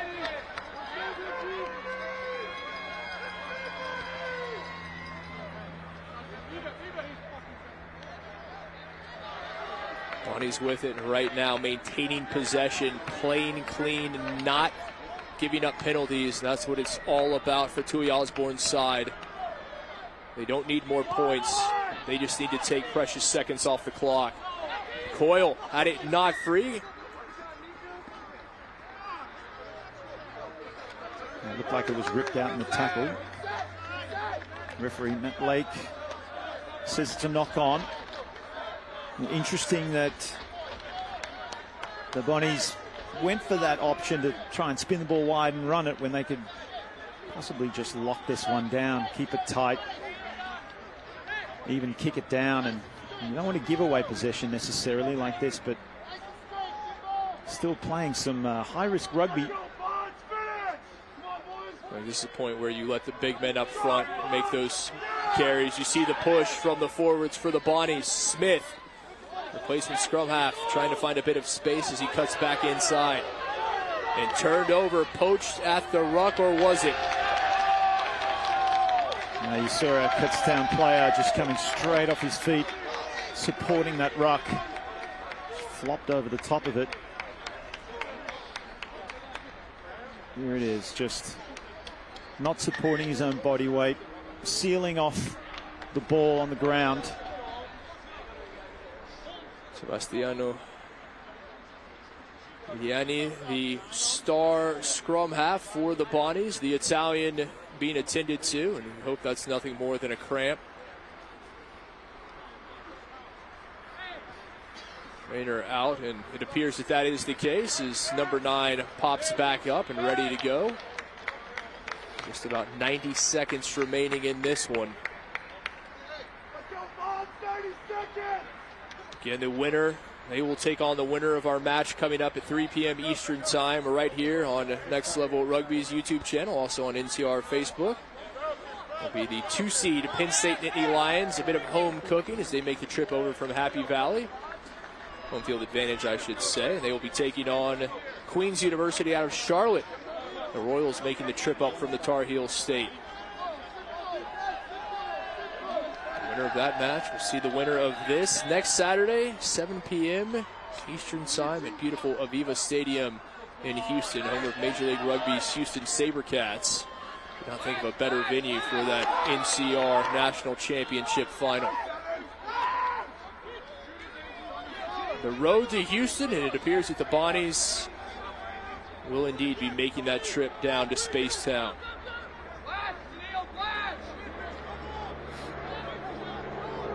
Zineru. 30 seconds remaining, and Bonnies just looking to kill this one, hold on to it. Mendenhall. Smith able to come away with it. Smith still on his feet, still battling for meters.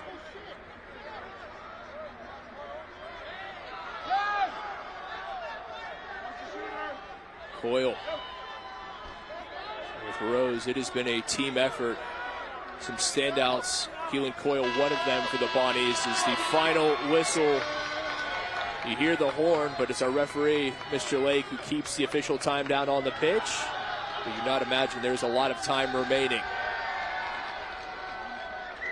And in fact, there is none. The final whistle coming from Matt Lake. And it's all celebrations from St. Bonaventure. Great victory for Bonnies, playing like a number 1 seed. Kutztown put up a great effort, just not quite as clinical, especially at the opportune moments. They did have opportunities, and they really gave it to St. Bonaventure, kept them on their toes for the entire match. It looked like they might have posted a comeback toward the end. Plenty of highlights all round. Lots of free running. Some great skills and handling. As you see right there, the big fellas putting it through their hands delicately, getting themselves over the advantage line. It was all the Bonnies in the first half. Some great cover defense. This match had it all. Tries aplenty as well, just what the crowd came to see. And big hits. We cannot forget about the big hits. Couldn't ask for much more in a national semifinal or NCR Men's Division I semi, and it is the 1-seed St. Bonaventure University Bonnies who come away victorious. They will head to Houston. Now the only question is, who will they face? We will know that coming up in a little over 2 hours from now in our next semifinal. We hope you stick with us. Just about 20 minutes. Get up, walk the dog, make a sandwich, and come right back here on Next Level Rugby's YouTube page, as it will be the 2-seed Penn State taking on the 3-seed Queen's University. For our entire crew, for our producer, Nikki Krisick, for Tyler Deutsch, for my partner, the one and only Arsavina, I'm Kit McConaughey. Thank you for joining us. The final in semi number 1, the Bonnies of St. Bonaventure coming away victorious over Kutztown, 27-15. In our game, we play with our hearts. We don't play with sticks, bats, or gloves. We don't wear shoulder pads or helmets. We keep playing when it hurts. And we leave everything on the field. What we wear must be built for our game.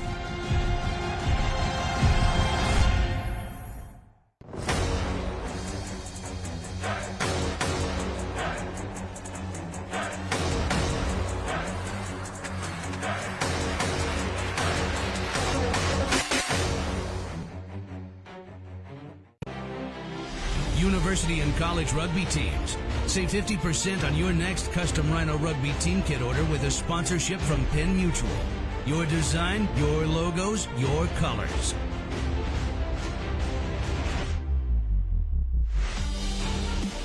Includes jerseys, shorts, and socks. Save 50% on your next custom Rhino Rugby team kit order with a sponsorship from Penn Mutual. Learn more at rhinorugby.com.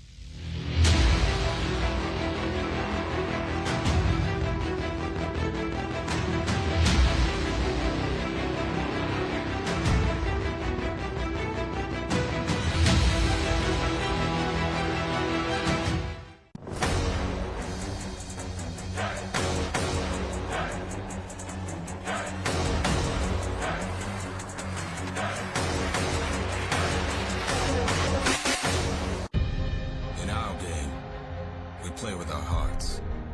We don't play with sticks, bats, or gloves.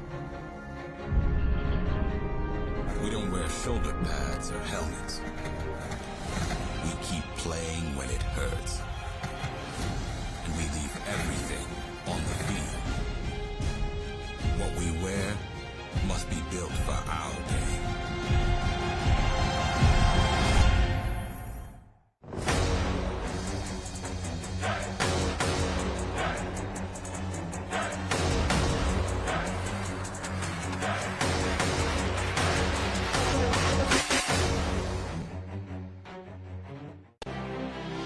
University and college rugby teams.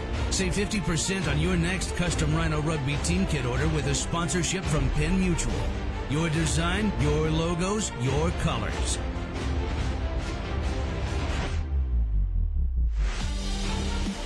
Includes jerseys, shorts, and socks. Save 50% on your next custom Rhino Rugby team kit order with a sponsorship from Penn Mutual. Learn more at rhinorugby.com.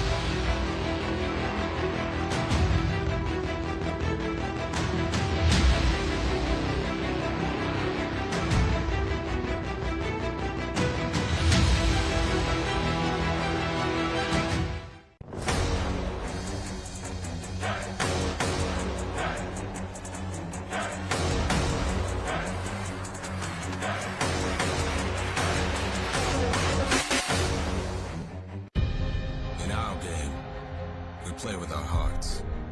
We don't play with sticks, bats, or gloves. We don't wear shoulder pads or helmets.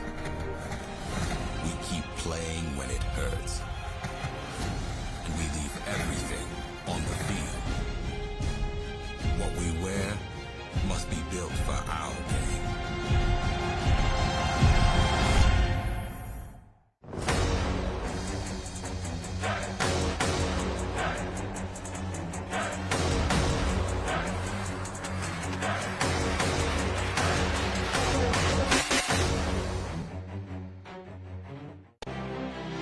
University and college rugby teams. Save 50% on your next custom Rhino rugby team kit order with a sponsorship from Penn Mutual. Your design, your logos, your colors.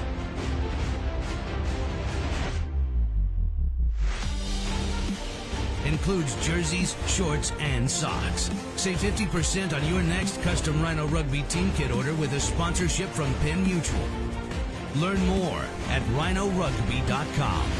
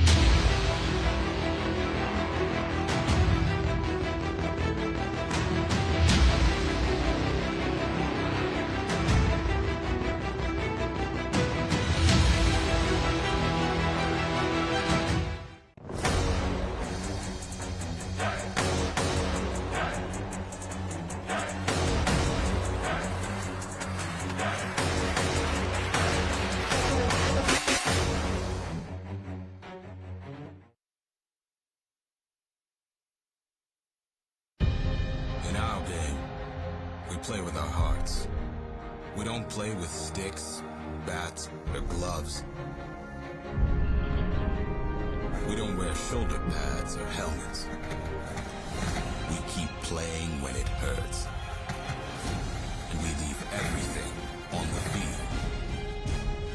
What we wear must be built for our game.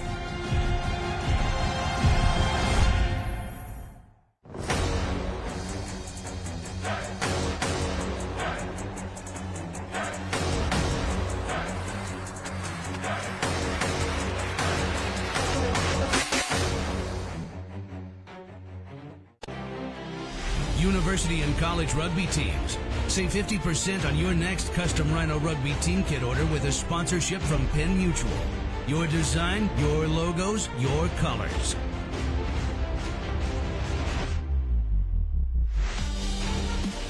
Includes jerseys, shorts, and socks. Save 50% on your next custom Rhino Rugby team kit order with a sponsorship from Penn Mutual. Learn more at rhinorugby.com.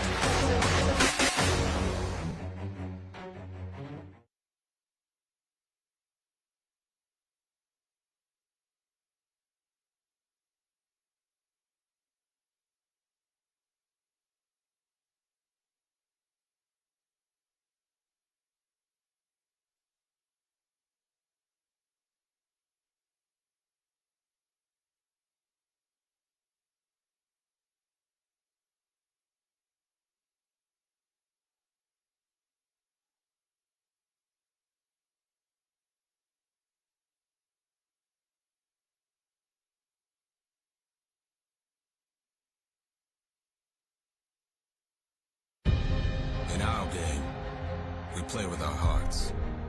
We don't play with sticks, bats, or gloves. We don't wear shoulder pads or helmets. We keep playing when it hurts. And we leave everything on the field. What we wear must be built for our game.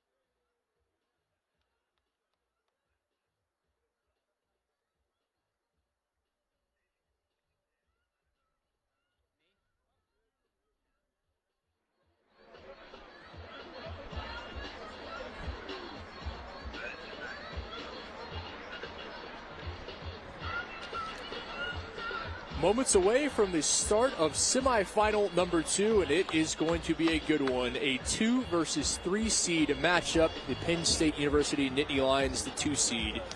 Queens University of Charlotte, the Royals, are the 3 seed alongside Mark Sabina. I'm Kit McConico. Very warm welcome to you. Glad to have you with us. It is the NCR Men's Division I Final Four at Penn State University Burks here in Reading, Pennsylvania.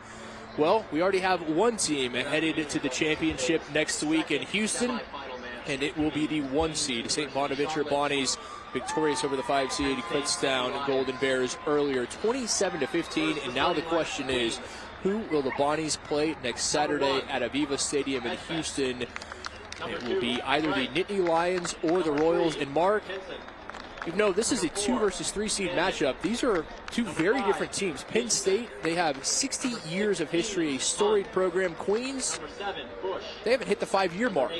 It is quite literally the new school versus the old guard. And a very bright future, the way they're going. Very excited about this, Kit.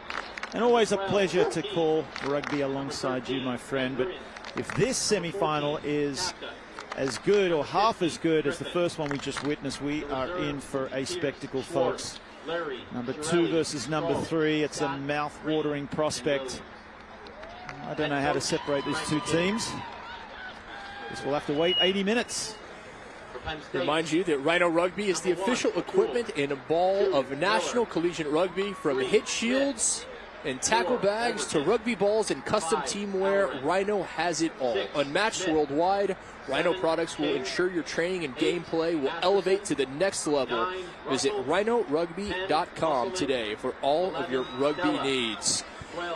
Well, for Queens, the men from the Tar Heel State, they have had a very impressive season, a record of 6-2. They've won the last 4. That being said, they haven't played a match since October the 30th. They haven't played a match in over a month. Didn't play a competitive match in the month of November because their quarterfinal match against Northeastern, well, that was canceled because of a positive COVID result against Northeastern. They could not play that.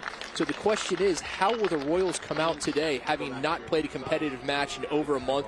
They did have a white and blue scrimmage, but as you know, it is certainly different than playing an outside foe, and we will see how that affects them, particularly in the early stages of this semifinal. You would have to say, Kit, that would be a disadvantage, especially as Penn State had a tough hit out. That's a great way to come into a semifinal, 27 points to 26 over Brown. And so they've had quite a difficult matchup, which is good preparation for a semi-final game.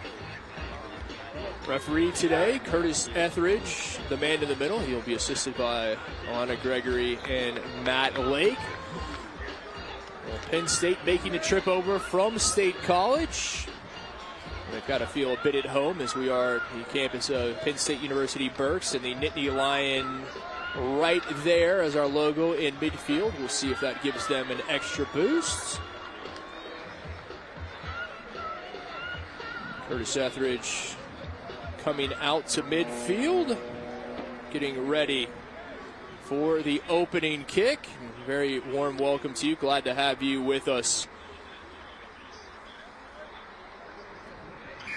What a matchup we have in store for you. And Queens, what a job they've been able to do, an upstart program that they have made leaps and bounds in a very short period of time. It will be the Nittany Lions, Penn State going from right to left in the white tops and the navy shorts. Queens in the all-blue kits. On defense going from left to right, the Royals out of Charlotte, North Carolina. Penn State trying to find the opening points, marching down the field, and what a great history they have there. So much success in that program, looking to continue upon it. A quick whistle. Queens pinged early on, and we will see what the Nittany Lions elect to do. Yeah, Penn State out of the gates quickly, especially from that miraculous take just over the 22-meter line, sorry, over the 40-meter line. Great way to start. And then piling on the pressure, resulting in a penalty here, and potentially first points of the game within a minute of kickoff. It will be the Keystone State native and fly half Dalton Musselman, the junior out of Coatesville, PA, out of Bishop Shanahan High School. A chance to put the Nittany Lions ahead just over 60 seconds in.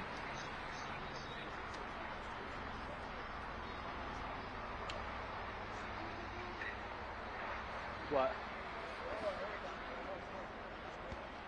Musselman lines it up.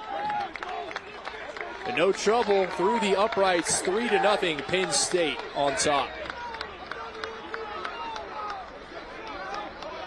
Let's see what the Queens, how they respond. The Royals, will they opt to go deep and make Penn State work hard out of their red zone? Or will they try and contest, keeping it short? This is Nevich, the junior from Indian Trail, North Carolina, gets us back underway, does the fly half for Queens. I cannot think of a more appropriate mascot than the Royals for that side. Again, the huge strides they've made in a very short period of time as they have come on quickly and made their way through D1 AA and now here at Division I program. In the Chesapeake Conference. Things getting a little more complicated for a side that has not played a competitive match against an outside foe since October. Pierce Griffin, the fullback, with the carry across midfield. A whistle going against the Royals. Not releasing, says our referee Curtis Etheridge. So Queens, they know what they're up against now. They cannot afford to get isolated. Support players need to arrive at the ruck quickly,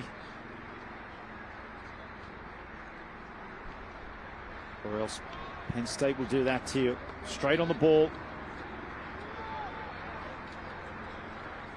Penn State's head coach Justin Hundley, his side, they have been in a lot of tight affairs this year. Just a 3-3 record, but 5 of their games have been decided by 4 points or fewer, including a 19-15 loss to St. Bonaventure, the 1 seed, as that is knocked on by Marshall Frank. Big hooker for Queens, but back we will come for the penalty, and we will have our first scrum of the match. We will see which side has an advantage in the set piece, maybe a bit of a size advantage for the forward pack for Queens. Edgepeth, Frank, Tingham, the front row for the Royals. They will be up against O'Toole, Miller, and Smith for the Nittany Lions. It's Hilton Oliver, the sophomore from Pretoria, ready to put in for the Royals.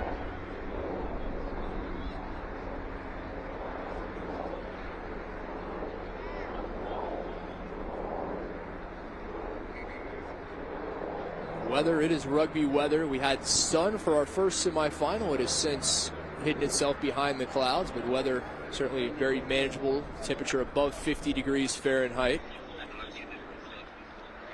Not a lot of wind. Just making sure. It's a beautiful turf surface here at Penn State University Burks in Reading, PA. Oliver able to come away with it. Gets it off. Royals very little ball in hand through the first 5 minutes. See if they can get something going, trailing 3-0. And another whistle, and it is against the Royals yet again for Ping for not releasing their number 8, Hayden Johnson.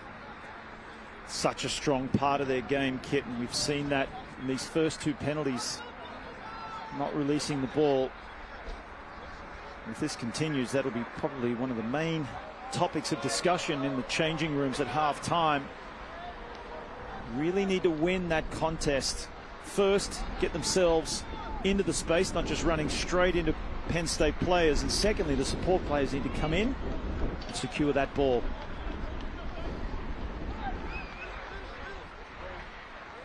Clean line out taken by the Nittany Lions. Looking inside the flanker, brought down by his opposite number. Prince Bush with the tackle for the Royals. Nittany Lions shy of the 22 carry from Smith, the senior from Exton, PA.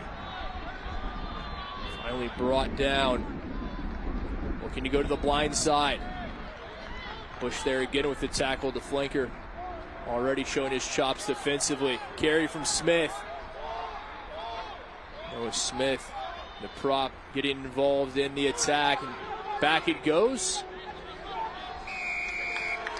And the whistle.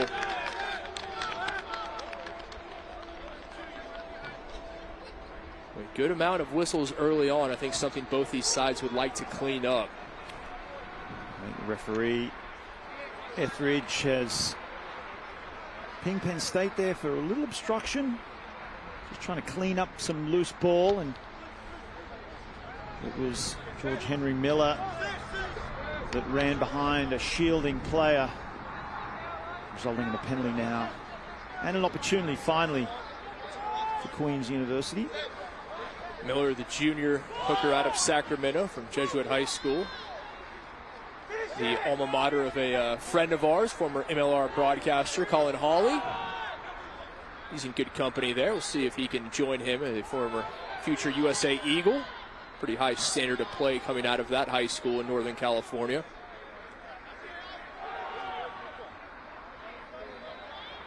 Penn State, quick defensive line. You see them closing. I mean, very little space. Trying to break through was Marshall Frank. Nowhere for Frank to go. Right now, Queens on the back foot. Stifling defense from the Nittany Lions. Well, Bobble, the number 8, able to hold on. Johnson, the freshman, almost lost it. And there are a number of freshmen in the starting 15 for Queens. Very talented young program with some very talented young players. Oliver back in the big boot. Cisnevich fielded cleanly. Oh, beautiful take off the kick. Nastasi, the junior from New York, out of Xavier High School, another powerhouse high school program.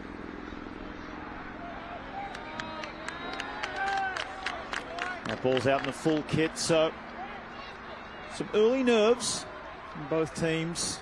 Little unforced error, squandering an opportunity, and good possession there did Penn State.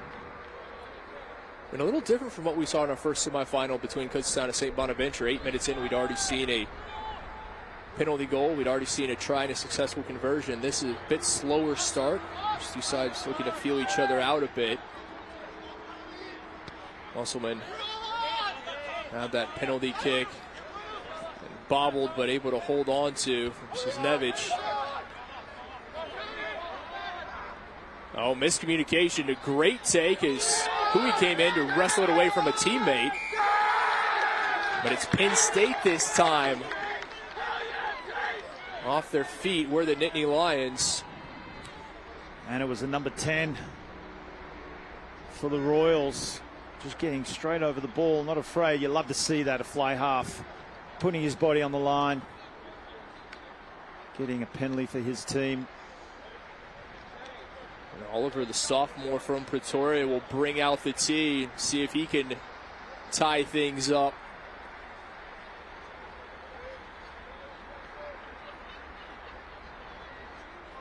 Penn State, by and large, they're an American-made side. They have a few internationals.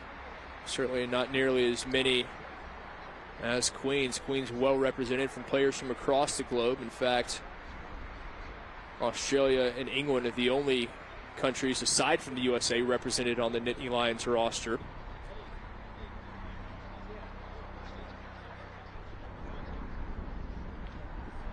Sophomore scrum half from Pretoria looking to tie things.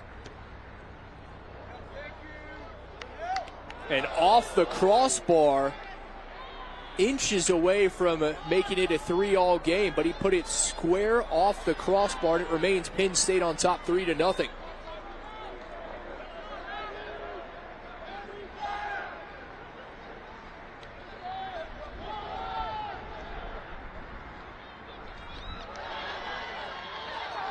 Queens rumbling forward. Again, Frank there with the carry. We've seen him a few times.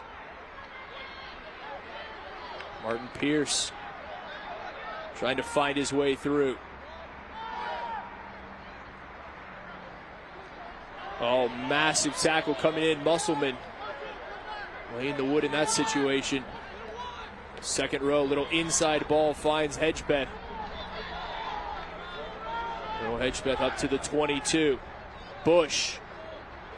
A pair of Nittany Lions to bring him to ground. Now Tignan. Seeing the forwards getting some carries here. Looking to go outside. The number 8, Johnson. Able to stay in. Bush again, the flanker. Trying to make meters the hard way. Good attack here. Queens going through the phases, patient. Now just meters away, but another whistle for Mr. Etheridge. And it will be decision time for Queens. Queens just battering away at the Penn State defensive line. It's a quick tap. Tap and go. The hooker, Marshall Frank, with the carry. Little pick and drive and able to get across and down. And there is the signal from the Sir. The opening try going to the Royals of Queens University. And what a response from the men from the Tar Heel State. Marching down, patient, going through the phases, and able to dot it down. You said it, Kit. Just a lot of patience there from Queens. Battering away. Nothing too fancy. It wasn't the prettiest looking try. But they don't care because they've got themselves over the line. First try of the match. They've made their intention known early. They're going to use their big fellas to batter it forward. So Penn State going to have to shore things up around that area. Chester Stanion, the big freshman lock, able to dot it down for Queens. Now Hilton Olivier waiting for a conversion opportunity, a chance to extend the Royals' lead by 2. They had a penalty goal just a few minutes ago that went squarely off the crossbar.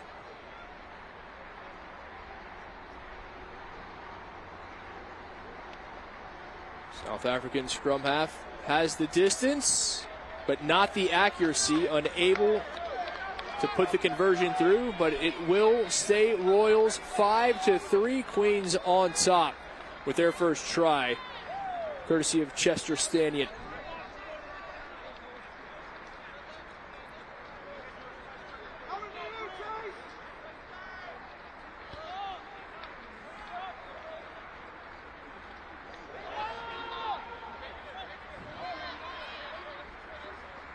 What will the response be from Musselman and the Nittany Lions?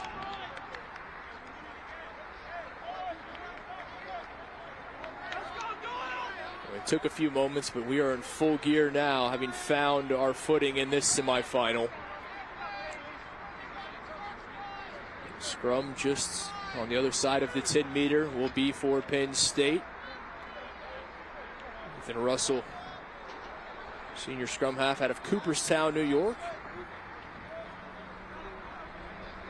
Played with the Saratoga Mustangs.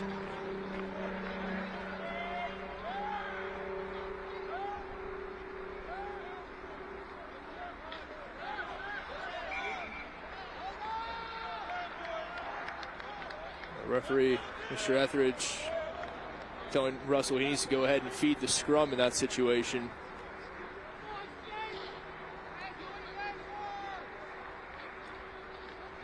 We will reset and do it all again.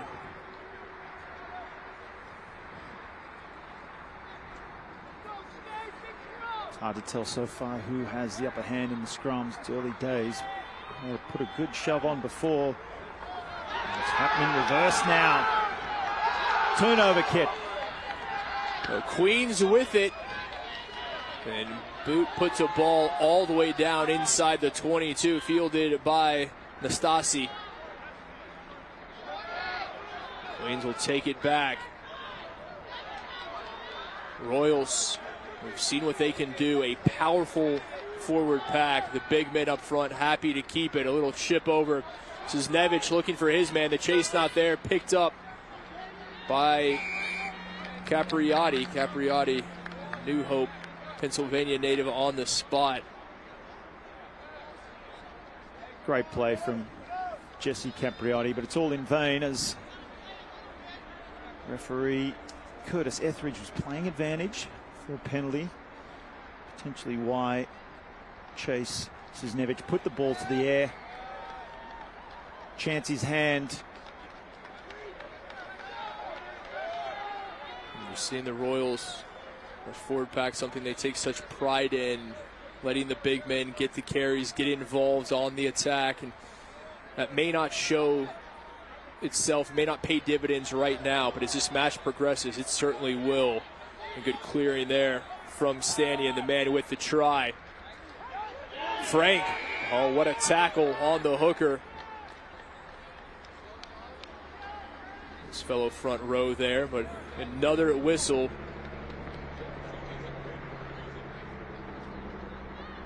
And Queens, they were slow to get into this. We mentioned they hadn't played a competitive match against outside competition since October.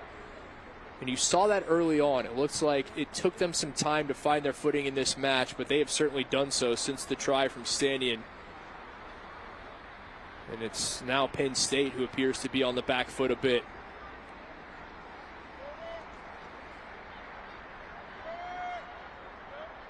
Penn State, who enjoyed possession early on, they've not seen much of the ball these last 7 or 8 minutes.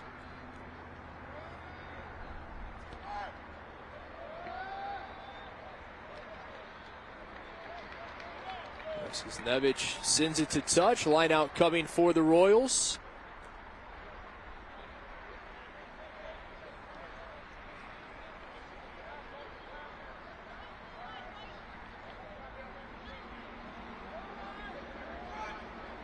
Frank able to find his number 8, Johnson, the freshman, with it.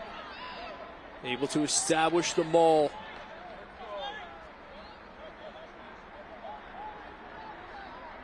Finally brought on. Oh, still brought to ground. Not the case. And out into touch, but advantage for the Royals.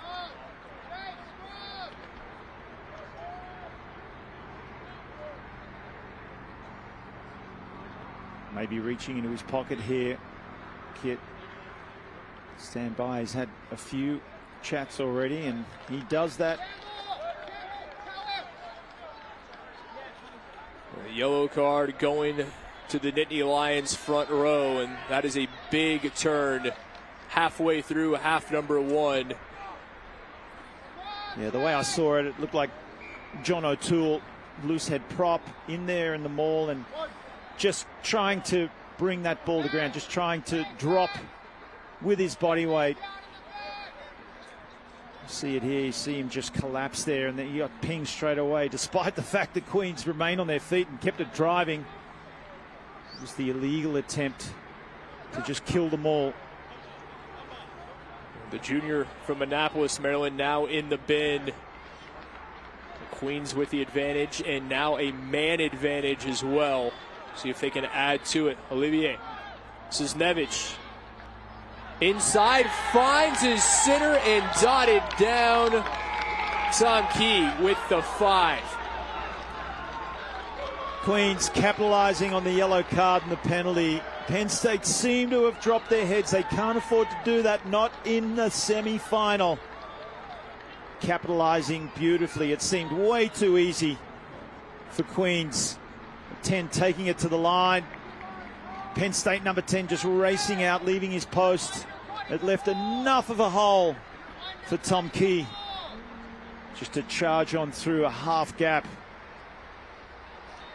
The junior out of Coventry, England, exploited it perfectly. Had the ball, and as you said, found the half gap, made the most of it. And after a slow start, Queens have found their footing and then some. Olivier, which should be a routine conversion, and is, splits the uprights, and it's 12-3 Royals.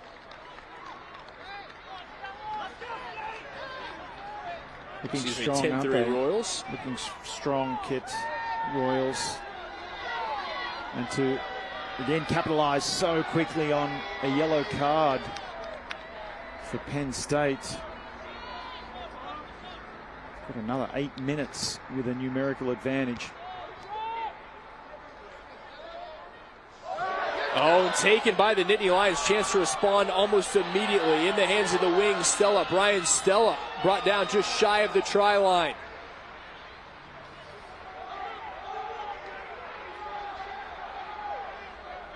Trying to find an immediate response is Penn State. Looking to get across. Miller. Referee on the spot. Is he able to get the grounding? That's the only question, is the Nittany Lions appear to be across.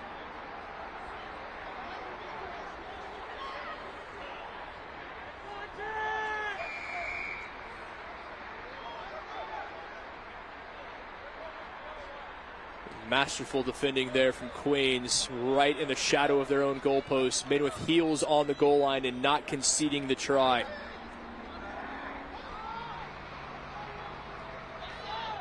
Smith. Again, Nittany Lions trying to find a way across. Oh, what a bump off, and the flanker across and down. Aiden King, the sophomore from Brisbane, Australia, dots it down. Charging Aussie. Look out. Aiden King, so hard to stop. And he may have finished off that play, but it all started, if you remember, from the kickoff. This is an area that Penn State already have shown us in the first 20 minutes of the match is a strength of theirs. Accurate kicks. You can tell they've worked hard at practice on the chase. But it was King that took the glory in the end, and they have bounced right back, even though they have only 14 men on the field. Fantastic comeback. Musselman looking to make it a 2-point affair. He can complete the conversion.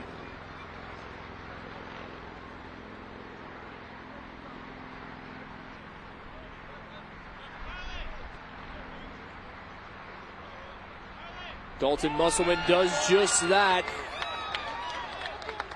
And we are back within one score.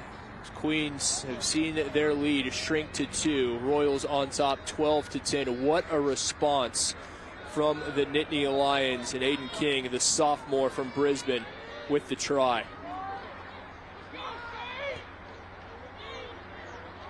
Surprised to hear you say something nice about someone from Brisbane, Mark.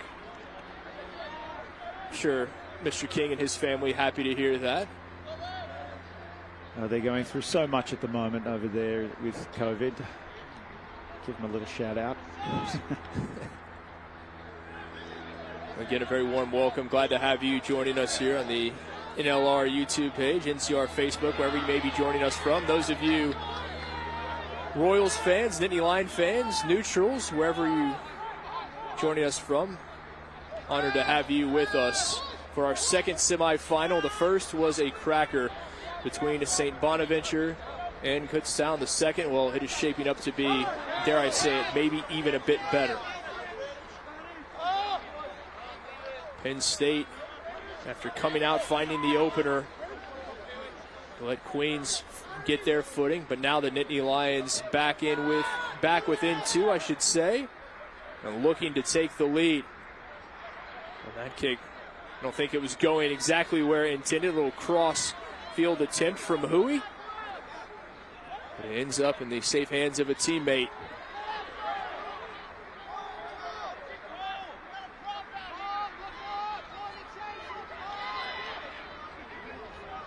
Set up, finally brought to ground. A little pick and go there. Well defended by the Royals. Advantage for Penn State. Nice job from the fullback. Nastasi coming in to clean things up at the ruck. Junior from New York, not shy about getting his kit dirty. Well, they're putting up some staunch defense. Queens, Penn State throwing everything at them.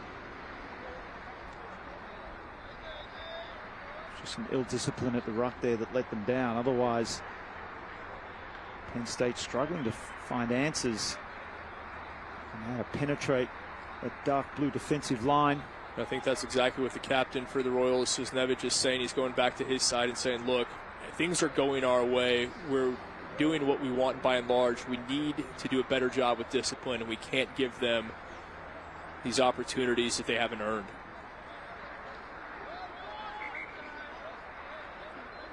Just a reminder again that Penn State have their loose head prop in the bin. Probably a couple of minutes left, 5 at most. So this is exactly what they want now, Penn State, is to have the ball and not having to defend a man down.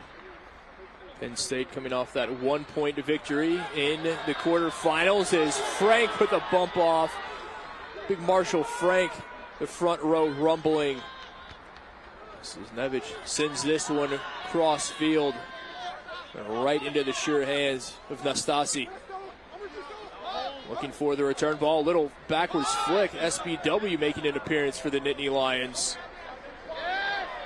Bush unable to clean things up, and as I was saying, Penn State a 1-point victory in their quarterfinal over Brown. Penn State in close matches, they've had a lot of success. As I said, 5 of their matches decided by 4 points or fewer this season, so that is certainly a place they feel comfortable. Penalty just coming in from the side there to clean out. Now this is a great opportunity. Possibly would have wanted that ball a little deeper and test out the forward pack. Remembering they're a man down and they can drive. Got that little advantage, some extra weight.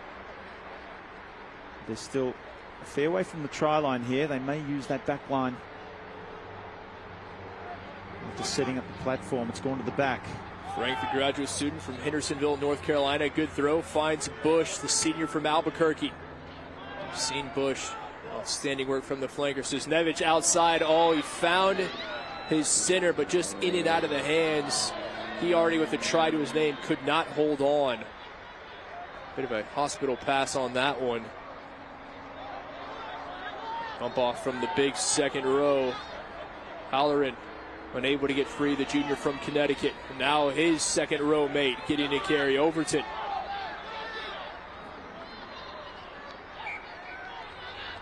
Back we will come. Penn State already a man in the bin and wisely pulling away from the fray. We saw it was Penn State giving the Royals all sorts of trouble at the breakdown. Table seemed to have turned at the moment. They've lifted their game now, the Royals. And it's Penn State who need to be careful in securing their own possession. Ball bobbled out there. It was deemed a knock on, but they're making a nuisance of themselves at the moment at ruck time. Growing in confidence are the Royals. Mentioned their ascendancy. They won a 2019 Division II national championship. They want to add a Division I just 2 short years later for Frank McKinney's side. But Penn State, you saw the reaction from the Nittany Lions. Seemingly, how can that be the case? And Cisnevich, we will see. It looks like he wanted to send this one, but no, we will have a scrum. A bit of decision there from the captain. The Royals electing to have a scrum, and why not, having the ascendancy in that attacking platform.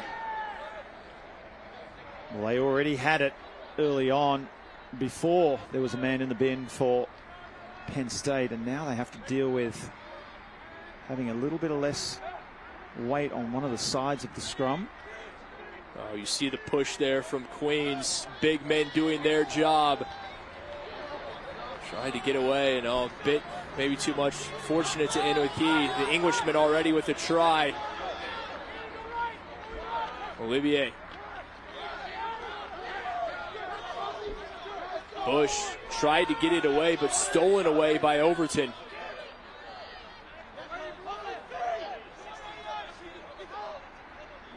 Penn State, nice work at the ruck from the Nittany Lions.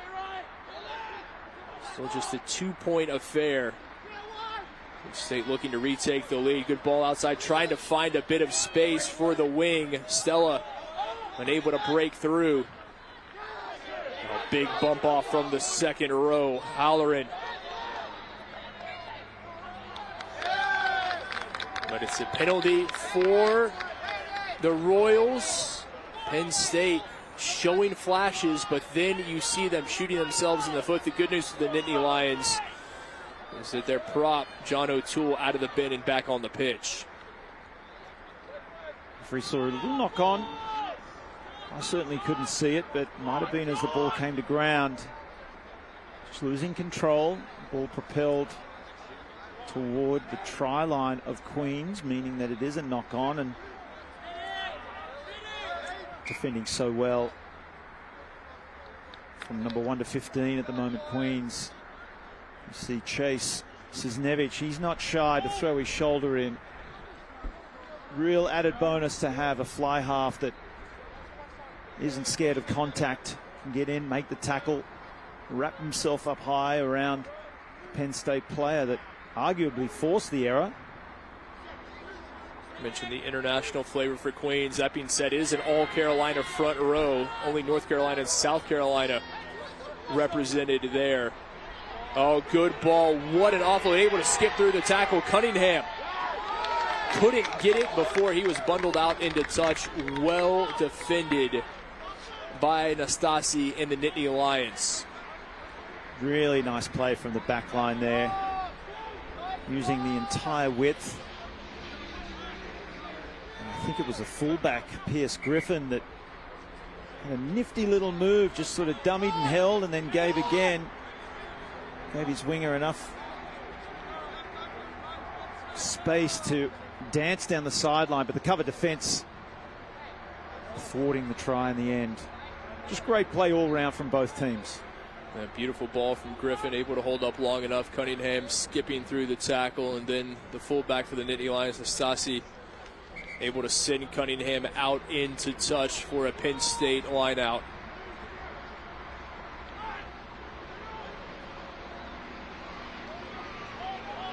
Take into his flanker. And again, the penalty for the Royals. Tap and go from Olivier.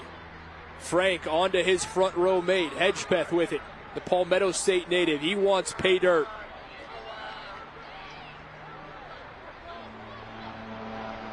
Just shy are the Royals. Has Frank, the big hooker, stood up, but only momentarily. The second effort across is Marshall Frank able to power it down. This is how they scored their first try, so Penn State know that if they allow Queens to get to that kind of territory, they're in trouble. They're going to use their big runners. They're going to use the big forwards to bash it over. Very comfortable within the 5 meters of the try line are Queens, and you can see here just bashing away. Some good cleaning out, great support play, nice and low, getting underneath the Penn State players. Some good ushering from the number 9, Hilton Oliver, just telling his forwards to give him some width, get out, get a little bit of space, and that's all you need. Doyle Hedgepath in there as well. Fantastic try. And the hooker out of Hendersonville, North Carolina with the try. Successful conversion for the Royals. They've extended it 19-10, under 7 minutes remaining in our first half.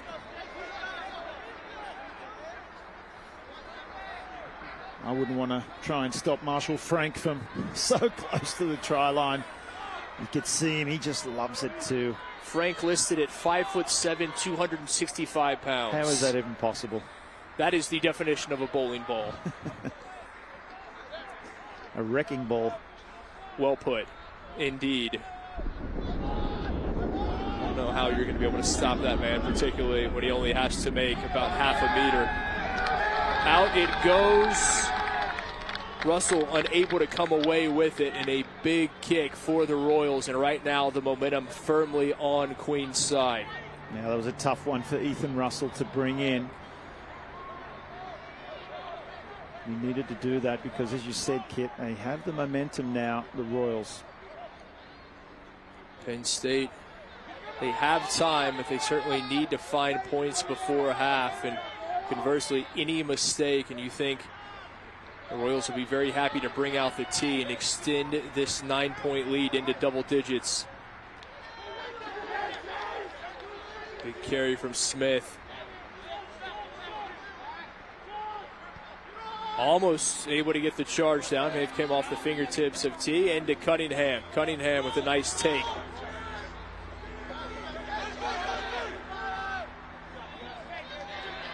Pierce. Martin Pierce still on his feet. Oh, lost it forward. Pierce also lost a boot in the process. One will be easier to recover than the other. Penn State just making it difficult enough for the Royals to keep hold of the ball and build the phases. On the other hand, they are struggling somewhat to get out of their own territory. They haven't enjoyed much territory at all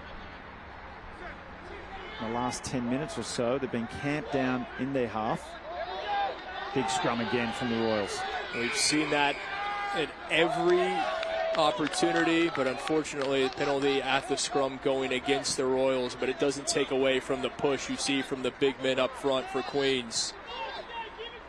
And he's pinged tight head prop Jake Tingham there, not driving straight, just trying to lift the opposite player, driving up. Referee's always on the lookout, trying to maintain both teams, both front rows, driving in horizontally and straight. Not angled in, not angled up, and certainly not angled down. George Henry Miller making an application for the all-hair team here in the NCR Final Four. Certainly has my vote for the Nittany Lions. They will need more than that. They need points before this halftime. Really want to cut into this deficit before going to the sheds. Able to get underneath the tackle as play continues. Musselman just able to sneak underneath. Now the big lock. Overton. Penn State trying to find it wide. Nowhere for Halloran to go.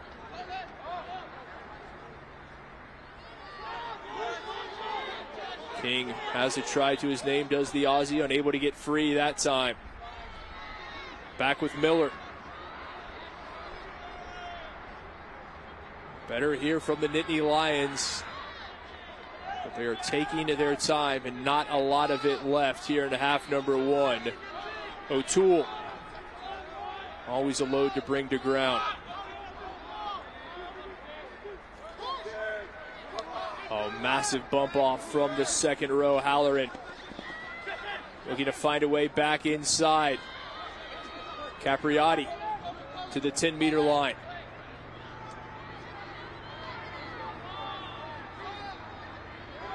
Better here from Penn State.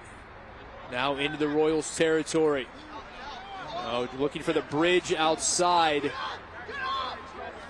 State fortunate to retain possession. Capriati trying to find a support line to get it to.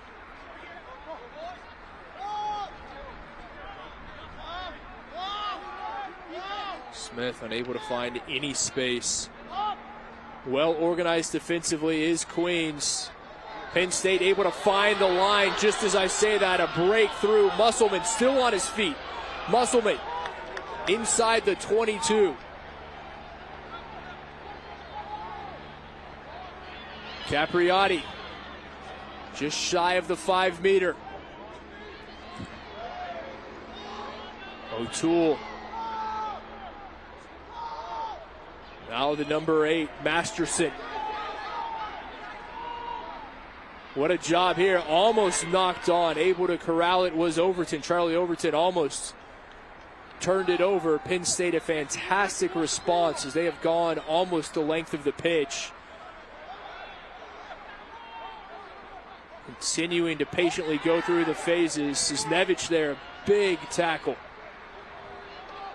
Nittany Lions need points and they know it. Musselman out wide, a little kick, trying to find and out into touch, and that was always going to be feast or famine Cunningham with a huge tackle for the Royals. Huge passage of play for both teams. I wish I was keeping count of the phases because it felt like about 15 phases. But Musselman, the step, we haven't seen him do this yet. We know what he's capable of now with ball in hand. Great to see, and Queens certainly don't want to give him half a sniff. But then they did so well to get back into their defensive structure, because once Penn State got in behind, you would have thought it was going to be good night nurse, but they just maintained composure. And here we go. Smith to the fullback, across Nastasi with the try. 15 seconds remaining in the first half, and what a huge try for the Nittany Lions. Giancarlo Nastasi, the man from the Big Apple out of Xavier High School, with a huge try for Penn State.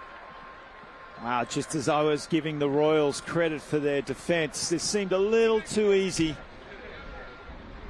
Nice little pass, second wave movement, going behind the decoy runner. That was enough to give Stephen Huey a little bit of space to then send the try scorer over, crashing over. Too hard to stop from there. And they were rewarded after that huge build-up. A lot of patience from Penn State to keep the ball in hand, building the phases, got to the right end of the park.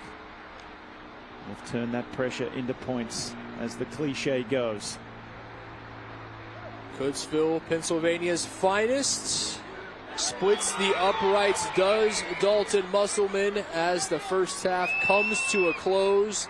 And it is just a 2-point affair as we go to break. What a first half in our second semifinal here in the NCR Men's Division I semis. The road to Houston, who will take on the 1 seed St. Bonaventure next Saturday in Space City. Well, stick with us for the second half and we will find out. It is Queens leading Penn State 19-17 at the half. In our game, we play with our hearts. We don't play with sticks, bats, or gloves. We don't wear shoulder pads or helmets. We keep playing when it hurts. And we leave everything on the field. What we wear must be built for our game.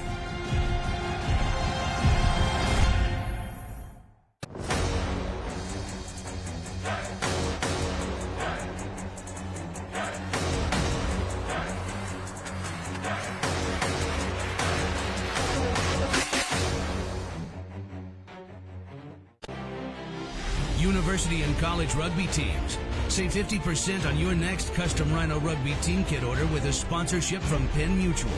Your design, your logos, your colors.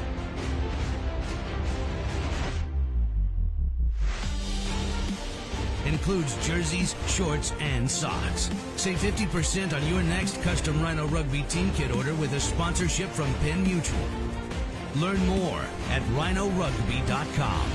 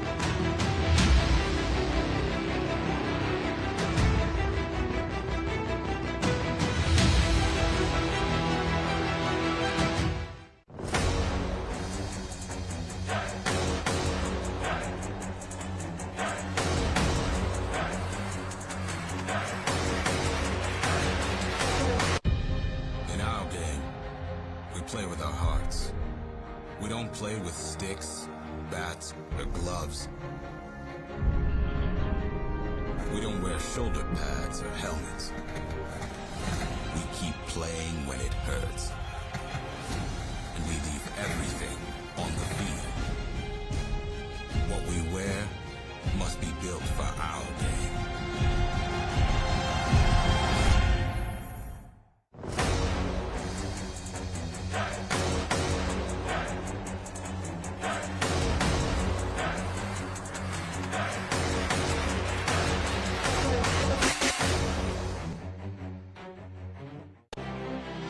University and college rugby teams.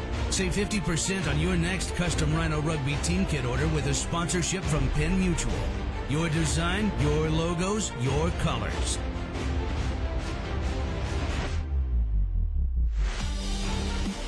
Includes jerseys, shorts, and socks. Save 50% on your next custom Rhino Rugby team kit order with a sponsorship from Penn Mutual. Learn more at rhinorugby.com.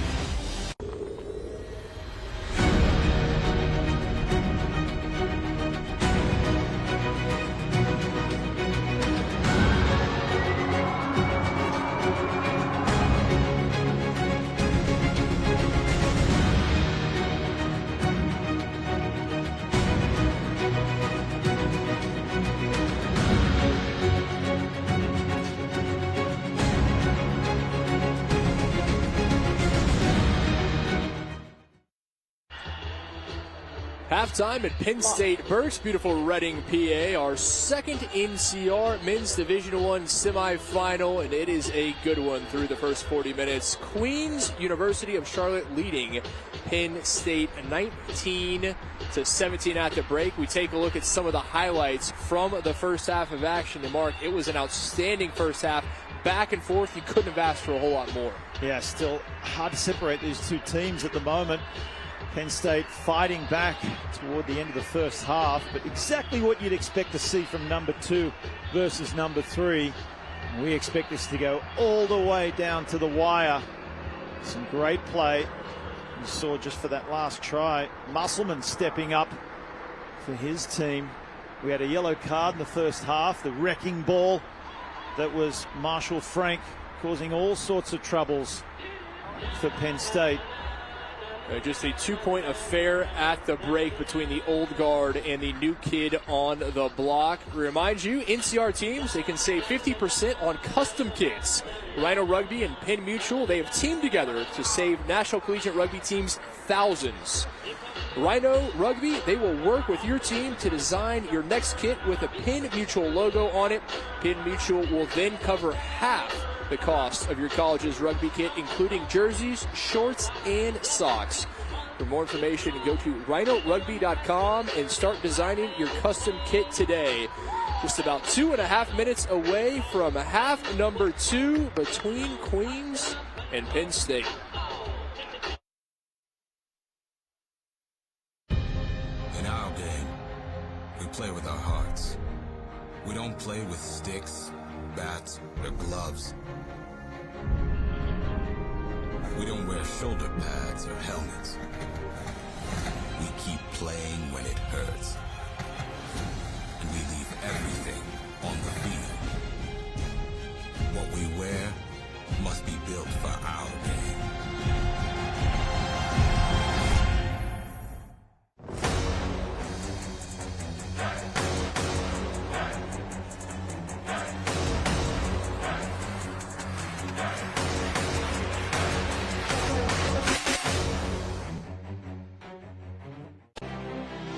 University and college rugby teams. Save 50% on your next custom Rhino Rugby team kit order with a sponsorship from Penn Mutual. Your design, your logos, your colors.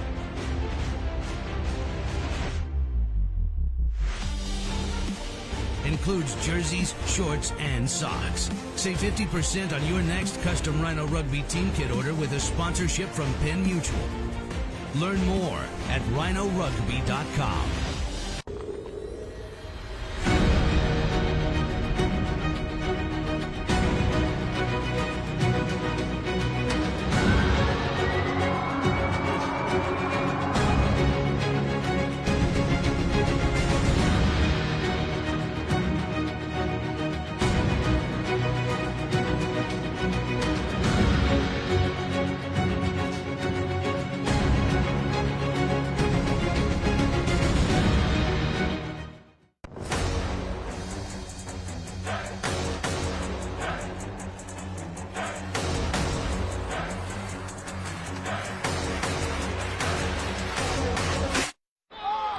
Start of the second half. Queens University of Charlotte, the Royals kicking off to Penn State University, the Nittany Lions. Queens there in the all-blue, leading 19-17. A very entertaining and back-and-forth first half. Nothing to separate these two after 40 minutes. A trip to Houston on the line for next weekend's NCR Championship Final. There at beautiful Aviva Stadium in Space City, home of Major League Rugby's Houston SaberCats, one of the more impressive rugby facilities in the country. One of these sides, they will get to play there against St. Bonaventure next Saturday, but we have 40 minutes to decide who.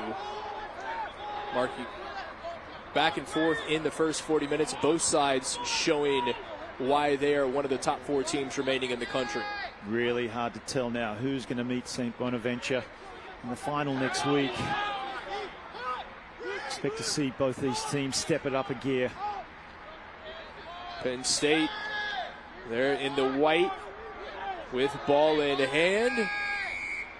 Ethan Russell, the scrum half, but it will be the Nittany Lions who have won the penalty. That is something we saw increasingly at the end of the first half, as Penn State will bring out the tee and a chance to take the lead early here in half number 2. Big kick coming for Dalton Musselman here in the penalty.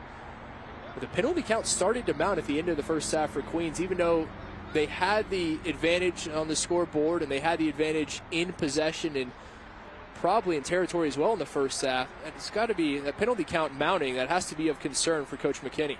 Well, they were just pushing the boundaries, pushing their luck. Had some confidence and momentum on their side.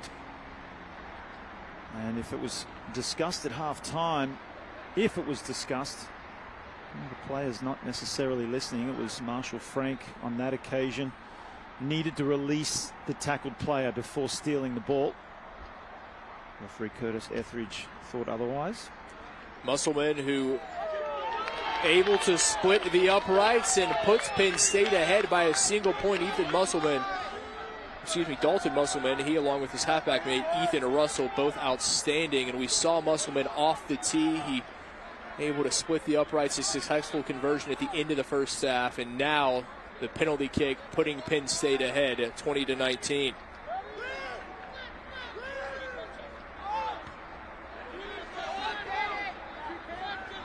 Back and forth. This is how this match has gone from the opening whistle. Neither side. The largest lead we have seen, that was 9 for Queens. They were up 19-10. And then Nastali with the try there in the final few seconds of half number 1. Successful on the conversion. Made it a 2-point Royals lead at half. And now quickly here in half number 2, Penn State back on top. A lead that they have not possessed since they were on top 3-0 early on. You see just from that kickoff too, Kit, Queens attempting the shorter kickoff. They were happy just to put it long the first couple of kickoffs against Penn State. Now trying to take a page out of Penn State's book by putting it short, but just not quite the execution that Penn State have.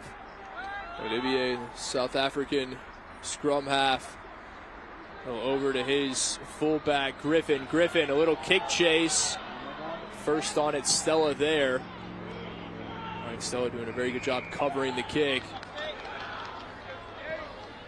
Another penalty against the Royals again. There in the breakdown, this time not rolling away. I believe it was Cunningham, the man pinged for Queens. Yeah, that's a missed opportunity just to keep Penn State camped down here. We say it time and time again, you give away a penalty and you're putting pressure on the other team. You give them a piggyback out of the red zone essentially. You get the feeling that Penn State, that try they had in the final few seconds of the first half, giving them confidence, which they've carried over here into half number 2, and now the lead courtesy of the penalty goal from Musselman. Nittany Lions, saw them go through one passage of play. They may have had 15 phases or thereabouts. Just patient attacking. They know exactly what they're doing. They play their pattern, all 15 in white on the same page.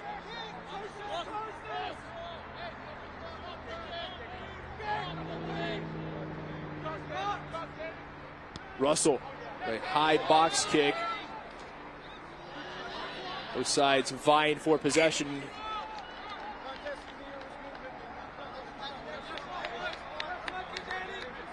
Freshman Danny Talfa there.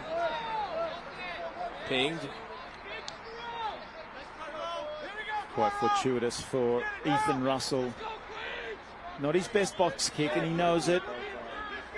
Didn't get too much height or distance for that matter, and just fortunately for Penn State, Queens knock on ensued. They have another crack. Advantage in the scrum has been to the Royals, and there's that push again, the big men up front. And that is what they want to do, let the big men, and you see Doyle Hedgepeth, the South Carolina native, the loose head, just nodding his head. He says, that is what we do. When you have a forward pack like that, let those men go to work. Nevich setting up the line out for Queens. Things turning very quickly in Penn State, the aggressor in the early stages of this second half, and now all of a sudden it's Queens with an opportunity to retake the lead. Perfect kick too from Cisnevich. Bringing the line out all the way down nearly on the 5-meter line. Oh, batted back, able to get a tap somehow. Dietrichson, just enough of it. Hedgepeth, the big loose head. And the second row across. Stanion already has one try today. Was he held up? No, he was not. A check with our assistant. Mr. Etheridge checking with Matt Lake, and Lake says he got it down. Take another look. Charging his way over there. Chester Stanion. And take a huge effort to stop the big man from there. Nearly held him up. Referee Etheridge had to come and check with the AR, as you mentioned, Kit. And again, it started from the big scrum. They won the penalty at scrum time. And this is their Achilles heel at the moment, Penn State. We'll see how much that plays into the game moving forward. They're going to have to do something to nullify the effects of the Queens scrum dominating right now, which then led to the kick into the corner, perfectly placed by Chase Cisnevich. They nearly messed things up at the line out. They wanted to bring it down and drive at the back. It was a little loose, and fortunately it was Hilton Olivier who cleaned up, and all it took was a couple of phases close to the line. Too much pressure, and they've retained the lead. Olivier ready for the conversion attempt.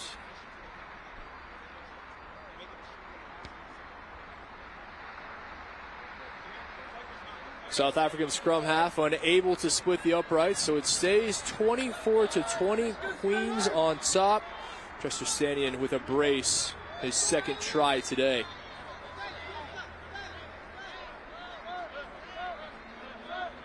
We'll see now how strong Penn State are at this kickoff.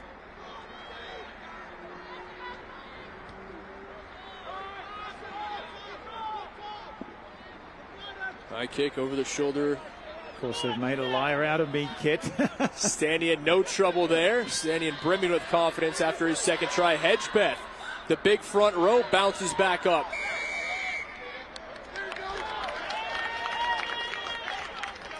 Hedgepeth.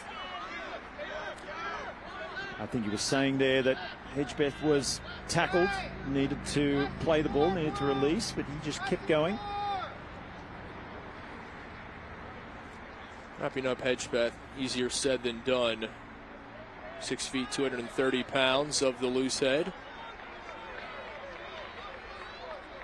Of course, we see it a lot in sevens rugby. Hedgepeth could have just released the ball, got to his feet, picked it up and kept going. There was no one around him, but instead he just held onto the ball, got up and kept going.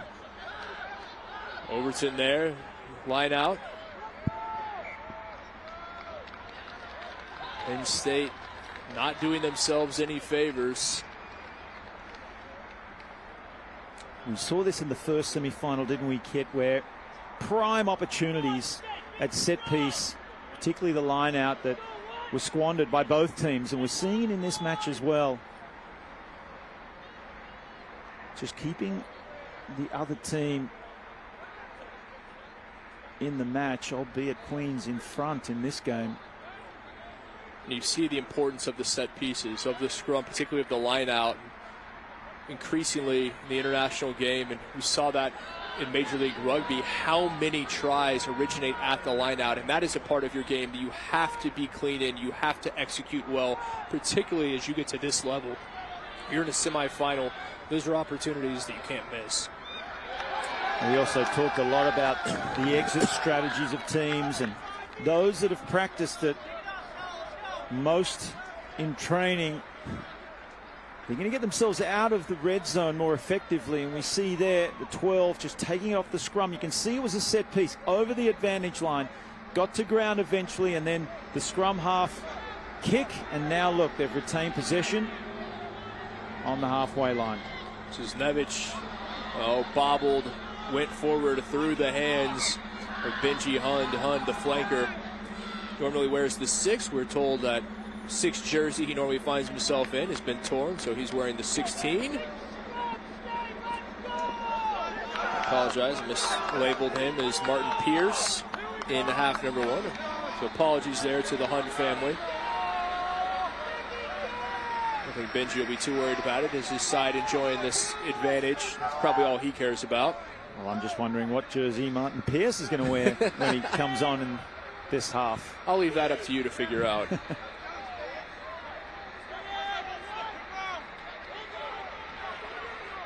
Musselman, a little dummy. Musselman looking to break the line. Russell looking for his wing, still on his feet. Russell quickly there. Carry from King. King already with a try, the sophomore. Brisbane, need to get him more involved if at all possible. Better here from Penn State. We've seen the patient attack from the Nittany Lions.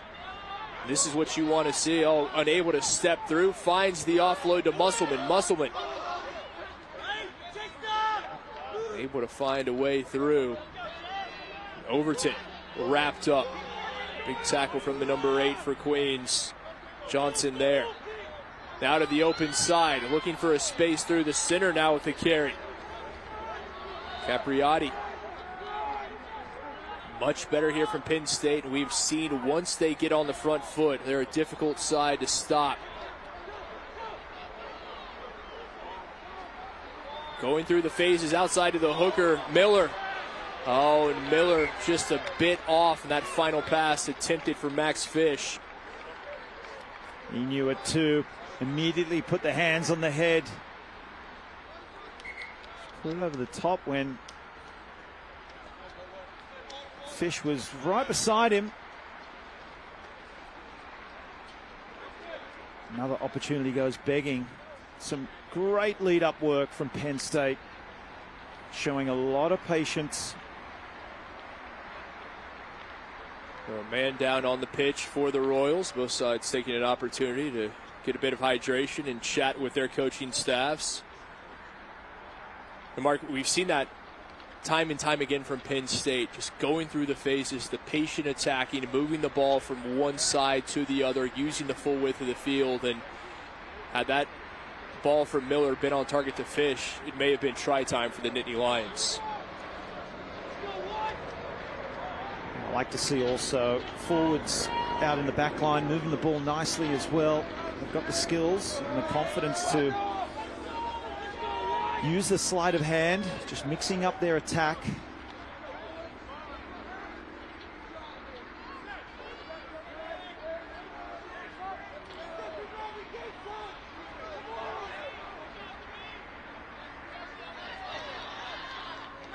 Gonna find a way through. Key Englishman has a try today. High box kick from Olivier. The chase not there, taken cleanly by Fish. Now a chance for Penn State.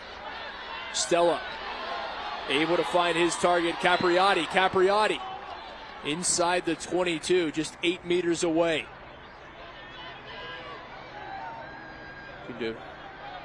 Masterson, the number 8, inside the 5. Now Overton into O'Toole. O'Toole less than 2 meters out. Now the tight head, upended by the loose head. Big tackle from Hedgepeth. Still the opportunity for Penn State. Still the chance. Able to regather himself was the number 8, Masterson. Masterson across.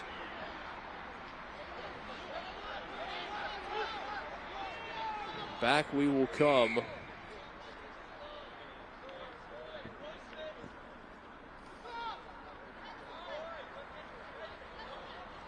A lot of these young men in MLR Academy size. A few of them, they will be in MLR teams. One of them already drafted. We'll tell you more about that in a moment. But first, the Nittany Lions trying to retake the lead. A try would do just that. Shy of that goalpost, and it's Penn State pinged. And what a mistake for the Nittany Lions. Really not sure what they were trying to gain or set up there. Just with the tap and just taking on the defense. Maybe they just wanted to barge their way over. It didn't seem to be a set play of any description. They wanted the try, they wanted the lead. 3 quick points could have put them within 1, and then another goal would have got them in the lead. That, who knows, when you're feeling good and feeling like you've got a try up your sleeve, you go for it. What a change that is. Could have been within 1. Nevich sends this into touch. Instead, Royals with it, able to clear the lines. I know speaking of clearing the lines, we've talked about it time and time again, that exit strategy, such a big part of the game, and we're seeing it play out here. That lead-up play from Penn State all came from the box kick, or the short box kick, from Queens, after doing a great job sending the 12 up. And now, look where we are, Penn State with another opportunity. Miller, was that one knocked on? Referee says play on. Penn State again sniffing that 5-meter line. Big flanker King barging across and dotted down. Try time. Nittany Lions, and that is what they needed. Penn State, almost a huge mistake, able to come back and find the try and retake the lead. A lot of pressure from Penn State. And they've been camped down in this zone for a good 5 or 6 minutes. Queens just unable to get themselves out of the red zone. This came straight from a line out after a wobbly kick deep in their own try zone. It was a matter of time. All they needed to do was keep the ball in hand, pile on the pressure. It's so hard defending for such a long period of time, especially when it's on your try line. King with his seconds, putting his side ahead by 1. We'll see if Musselman can extend that to 3. Does so, no trouble. Successful conversion, and it's Penn State 27, Queens 24. A seesaw affair here. We expected this. Crowd are loving it. Penn State might be ahead at this stage, but I tell you, Queens have shown enough to suggest that they could bounce back, take this game, find themselves in the final next week. So a lot of time remaining in this match. I have a feeling we'll see some more points as this one bounces up. Royals with it, able to take the kick. Good work from Talfa, the freshman. Hun trying to barge his way through. Benji Hun shy of the 22. This is Nevich. On to the flanker, Bush. A New Mexico native, little room for him to exploit. Cisnevich now, Griffin. Pierce Griffin trying to pick his way through. Queens looking to respond after conceding the try and the successful conversion. Looking to retake the lead are the men from Charlotte. Frank finally cleaned up and brought down. Kick through from Key, the chase coming. Royan not there, and that one, it's Alpha had it. But it's going to be Hedgepeth who finally, but it's going to be a knock on, and indeed that is the case as we will come back. Talfa unable to hold on, and there are a pair down. Take another look, and he sees Talfa there, 14. Yep, there it was. We saw it. Well, I also thought referee Curtis Etheridge saw it too. He was right there, and he went to blow the whistle, but decided not to. I started to say a knock on Talfa, and referee let Hedgepeth pick it up and head into the end goal area, so a bit confused by that. But right now the focus on the Nittany Lion down on the pitch. We'll take this opportunity to remind you that Rhino Rugby is the official equipment and ball of National Collegiate Rugby. From hit shields and tackle bags to rugby balls and custom team wear, Rhino has it all. Unmatched worldwide, Rhino products will ensure your training and gameplay elevate to the next level. Visit rhinorugby.com today for all your rugby needs. Carlo Anastasi Jr. out of the Big Apple on his feet. Good to see that. Cisnevich, the captain for Queens, having a few words with referee Etheridge. We will see what the call is. Certainly appeared to be a knock on. Talfa for the Royals. Penalty for obstruction. The Royals will get another bite at the apple. Hedgepeth, he thought he had one. He wants it again, but spilled forward. And just a case of trying to do too much from Doyle Hedgepeth. Oh, tell you what. Wow, so coming back for the penalty, the tap was denied the first time. Hedgepeth, he wanted it. Hedgepeth, he wanted it badly. Took on the entire forward pack and nearly got there. He's got some fancy feet for a loosehead prop, hasn't he? Oh, the big man. We'll expect to see now Queens attack this scrum. We've seen them do it. This is danger territory for Penn State. That is exactly what happens. The Royals with a big push.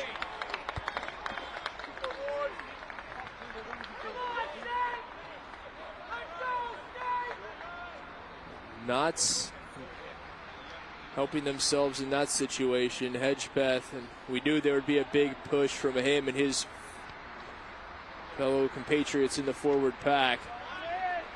Starting to see a few heavy legs, particularly on the side of Queens.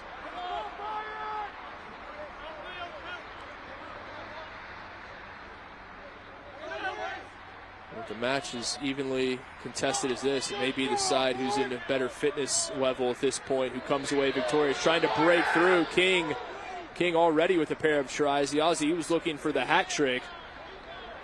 A shirt tail tackle to bring him to ground. Nastasi.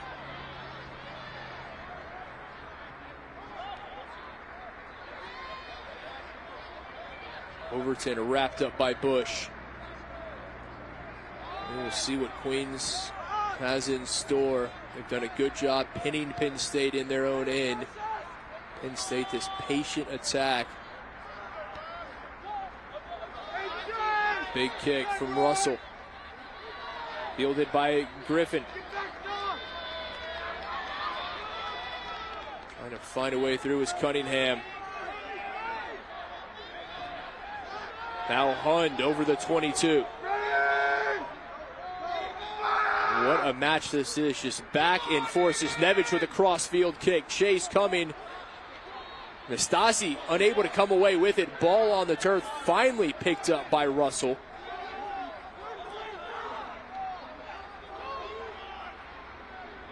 Now Cisnevich Into Marshall Frank. Marshall Frank to Hedgepeth. Hedgepeth unable to break free. Back with Big Frank, the hooker. Met by O'Toole. O'Toole not letting him get free. Just 6 meters away, an advantage for Queens. Cisnevich, a little stab kick through, picked up by Miller, but back we will come as Cisnevich wisely playing the advantage in that situation for the Royals.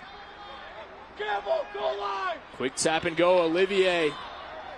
On to Frank, and we've seen the fours, and particularly the front row in this situation, get carries, but just unable to hold it. And a massive scrum coming here, particularly for Penn State. Well, let's give some credit where it's due for Penn State. A couple of times, some big runners for Queens charging for the line, and some great defense just denying them. On that occasion, they were able to stop Marshall Frank, the wrecking ball he scored in the first half. This is big tackle, but as you said, they are tied. They're out on their feet, and this scrum will show us just what's left in the tank. Here they go again. Olivier, tap and go. The man for Pretoria trying to dive across, still short. Penn State defending with all their might are the Nittany Lions, but it will not be enough in this case. Is Hedgepeth finally with the try? He thought he had it on 2 previous occasions. Third time is the charm for the Royals loosehead. Hedgepeth, he's been hunting, hasn't he, for that 5 points. Desperately wanted it. With that size and those feet, he knows what he's capable of, especially from 5 meters out. It was Olivier that thought he might get himself through inches from the line, and all it took for Doyle Hedgepeth was to pick, dive over. You're not stopping him from there, and it was the build-up that was inevitable. It would end up with a 5-pointer. Can it be 7 with the boot? Conversion coming from Olivier.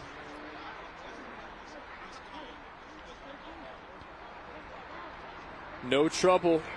Right down Main Street, 31-27, and that is a huge conversion from Olivier and the Royals, because now they are ahead by 4. This is going down to the wire, Kit. We knew it would.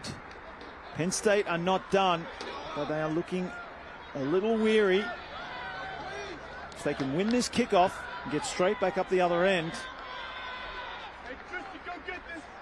It's been blow for blow in this semi-final. We couldn't ask for much more. A 2 versus 3 seed matchup, and on paper we knew it would be close, but I don't think anyone thought it would be this close. I mentioned the old guard versus the new kid. Penn State, 60 years of rugby history, and Queens, less than 5 years, but they are not afraid. And they say 60 years doesn't mean anything to a bunch of 19 and 20-year-olds. All to play for, final 14 minutes.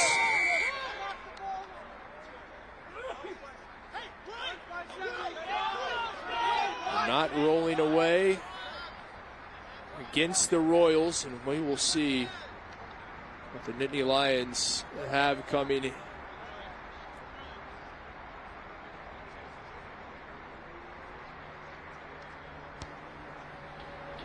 Been patient on attack, and they have time to be patient. No reason to rush anything. And this is a big line out. We've spoken at length about the line outs. Some poor throws, some miscommunication, and this is one that Penn State needs to make sure is spot on, and they do.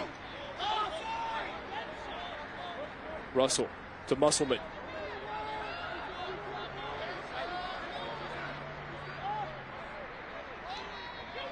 In with O'Toole. Excuse me, Smith rather. Oh, and able to get the offload. Hui was looking for Nastasi. The tackle came quick enough where he couldn't get his hands free. Now Overton, knocked on, and that was a little touch pass. He was trying to find Somerville. I don't know that Somerville was anticipating that pass coming his way. There was a high-risk pass. It was short, but it was right on the defensive line. Somerville charging up on the angle.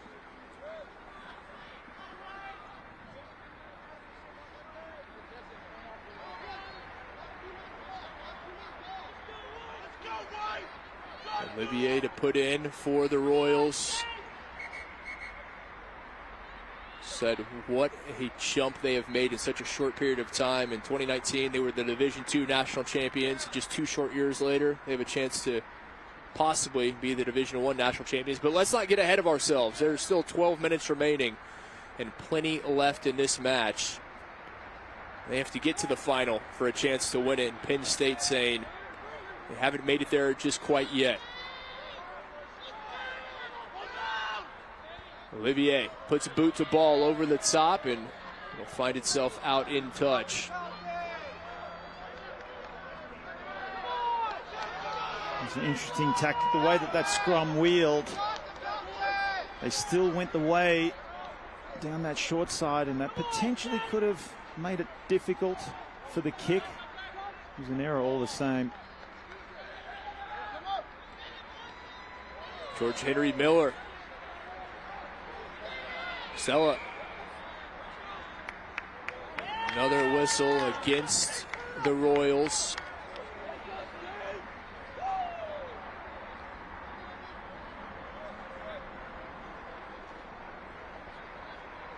He was saying that Curry was offside there.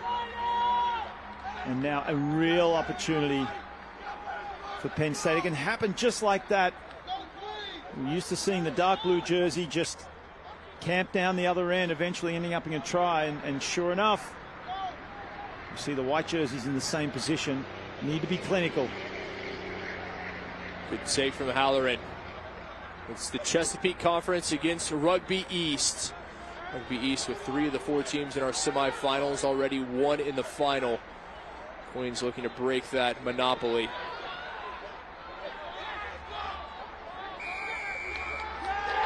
And Queens wins the penalty, not releasing the call that time. It's Charlie Overton, the big senior lock, who didn't let go after being tackled. Well, it was Tom Key, the number 12, that went straight onto the ball. Monumental effort from the inside center. Take on a big man. And you saw him. He went for the ball and basically manhandled the number 4. We've seen Key on attack, that time on defense, able to find the offload into the hands of Hui. Hui wisely able to stay in. Halloran across the 22, inside at 10 minutes remaining. Penn State has to play clean. Masterson. And it spills out to Stella.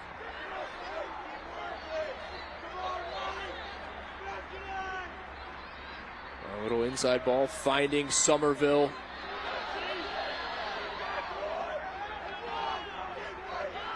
Russell there, now with O'Toole. Big John O'Toole rumbling. Musselman. Oh, upended, big tackle from the number 8, Johnson. Again, Musselman. Outside, able to find Capriati. Capriati, he's headed to San Diego to play with the Legion of Major League Rugby, but he wants a chance for a national title first. Across and down, a referee checking with the assistant, and there is the call. Try time. Tristan Somerville, the Tonebridge, England native, with the 5, and it's the Nittany Lions who retake the lead. I have to say, really, it was Tristan Somerville, for me, that started that play. It was the little inside pass phases ago where he got in behind the defense, got the momentum going, and now he's finished it off. Excellent play, and well orchestrated as well from the number 10, Dalton Musselman, using his big players, choosing the right men to pass to. He had plenty of options. Just constantly moving forward, and it's getting in behind the Queens Royals defense. And Somerville did a great job finishing off as well, finding his way through. It wasn't an easy try to score. Back and forth we go. Musselman A chance to put the Nittany Lions ahead by 3. 7:37 remaining. Musselman pushes it wide to the left, and it remains a 1-point game. What a match this has been. Whew. Take a breath. Take a breath. Here we go. 7 minutes and change. Unbelievable game. And again, I just, if you ask me, Kit, all right, who's going to take this one? I could not tell you. No idea. Flip of the coin, my friend. Our first match was a good one between Kutztown and St. Bonaventure, but it was ultimately the 1 seed Bonnies who came away and really dominated the second half. This one, there is no space between these two sides. What a semifinal. You could have not asked for anything more. And as I said, somebody asked you coming into this, it is quite simply heads or tails. This might seem like a fairly simple statement, but for me, maybe the team that makes the least mistakes seems to be the case. The opportunities that they've had, but then making a mistake and allowing the other team to capitalize. So just hold the ball, keep it clinical. No need to panic. I feel the team that does that will come away victorious. 32-31, a spot in the NCR Men's Division I final on the line. Well, illegal bind. Penalty against Queens, which is blasphemous for them with the scrum that they have. Just about to say, no reason to have scrum penalties if you're the Royals. They're clearly pushing the boundaries. They know they're dominant. They know they can really get the upper hand. But only if it's done legally. Now, this is exactly where what we were talking about being clinical. Penn State 5 minutes. They can really run this clock down by just maintaining possession. Big throw from Miller. Batted back to Russell.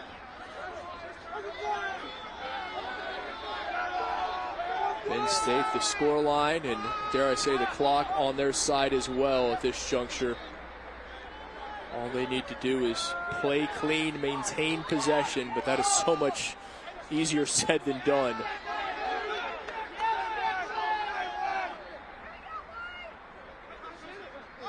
King, first receiver. The Aussies had himself a game today.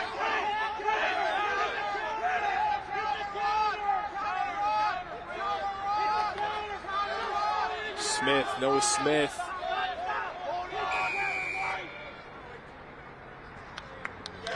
High tackle. Oh, excuse me, rather.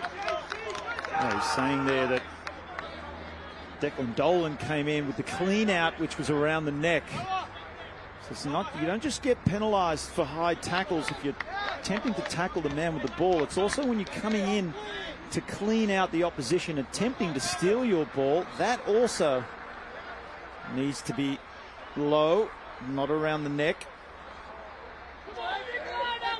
Dolan seemed a little perplexed. Believed he wasn't the culprit. Less than 4 minutes remaining. Queens and Penn State, a classic in the first ever meeting between these two. The old guard versus the young up-and-comer, and what a match it has been, and it's not over yet. Olivier breaks through. Olivier with the line break, brought down and turned over.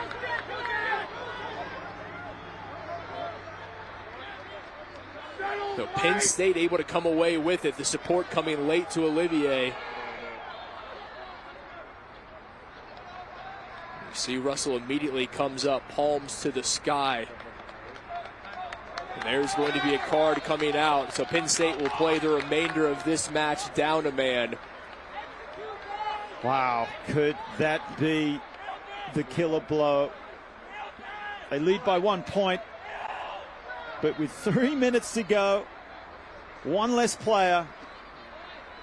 Queens hungry for a victory, and now they have both possession and territory, and they're going to go for points. Olivier electing to bring out the tee. The 5'7" sophomore scrum half out of Pretoria, South Africa. Of course, just this penalty goal attempt will run the clock down somewhat. Have to come back. If it's successful, they take the lead. We come back with probably a minute and a half left to play. And then it will be all on Penn State to try and win that kickoff and do something with their possession. If they win it, we're in for a thriller. St. Olivier trying to channel his inner Andre Pollard.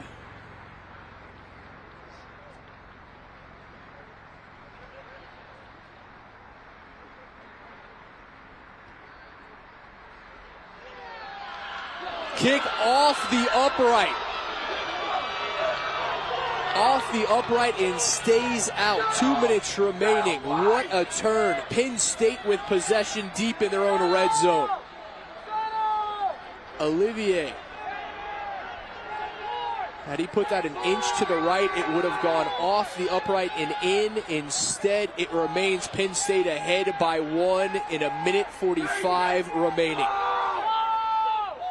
This match, we've seen just about everything.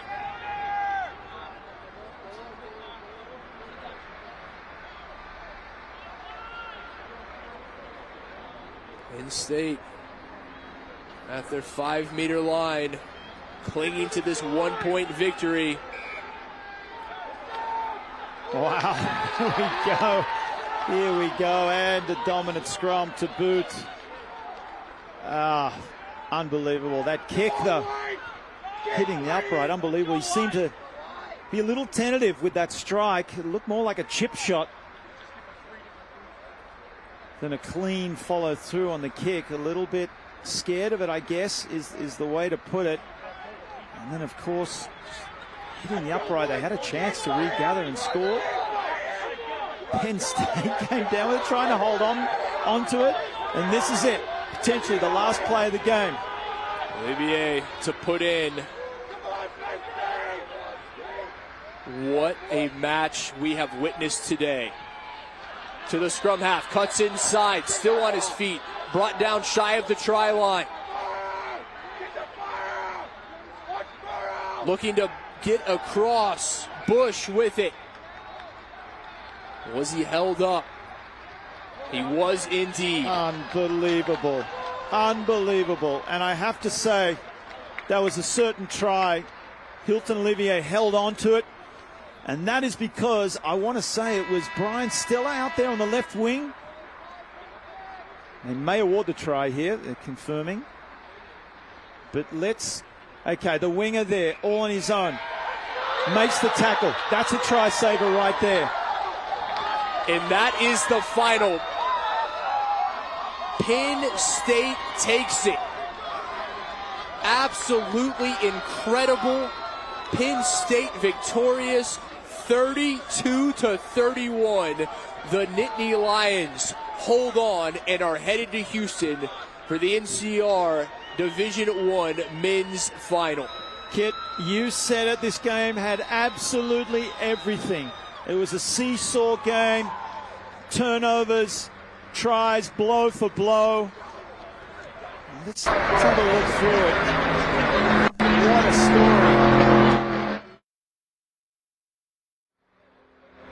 Skills, determination, physicality again.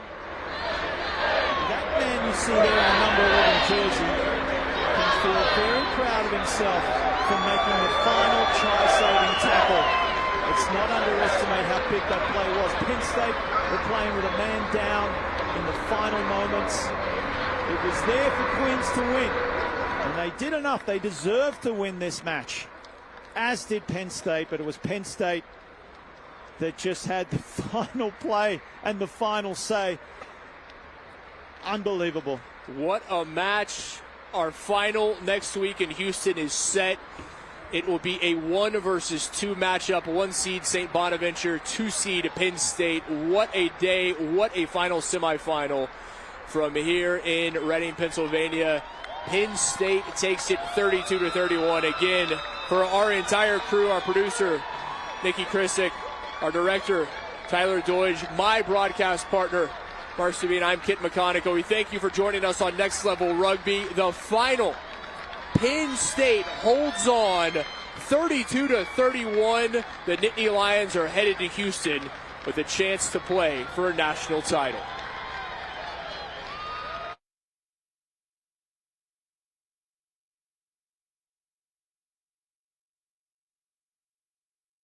Play with sticks, bats, or gloves. We don't wear shoulder pads or helmets. We keep playing when it hurts.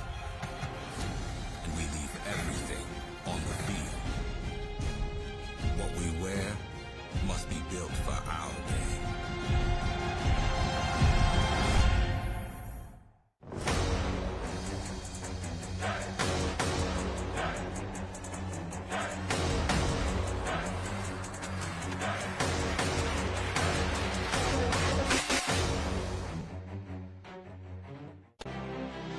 University and college rugby teams. Save 50% on your next custom Rhino Rugby team kit order with a sponsorship from Penn Mutual. Your design, your logos, your colors.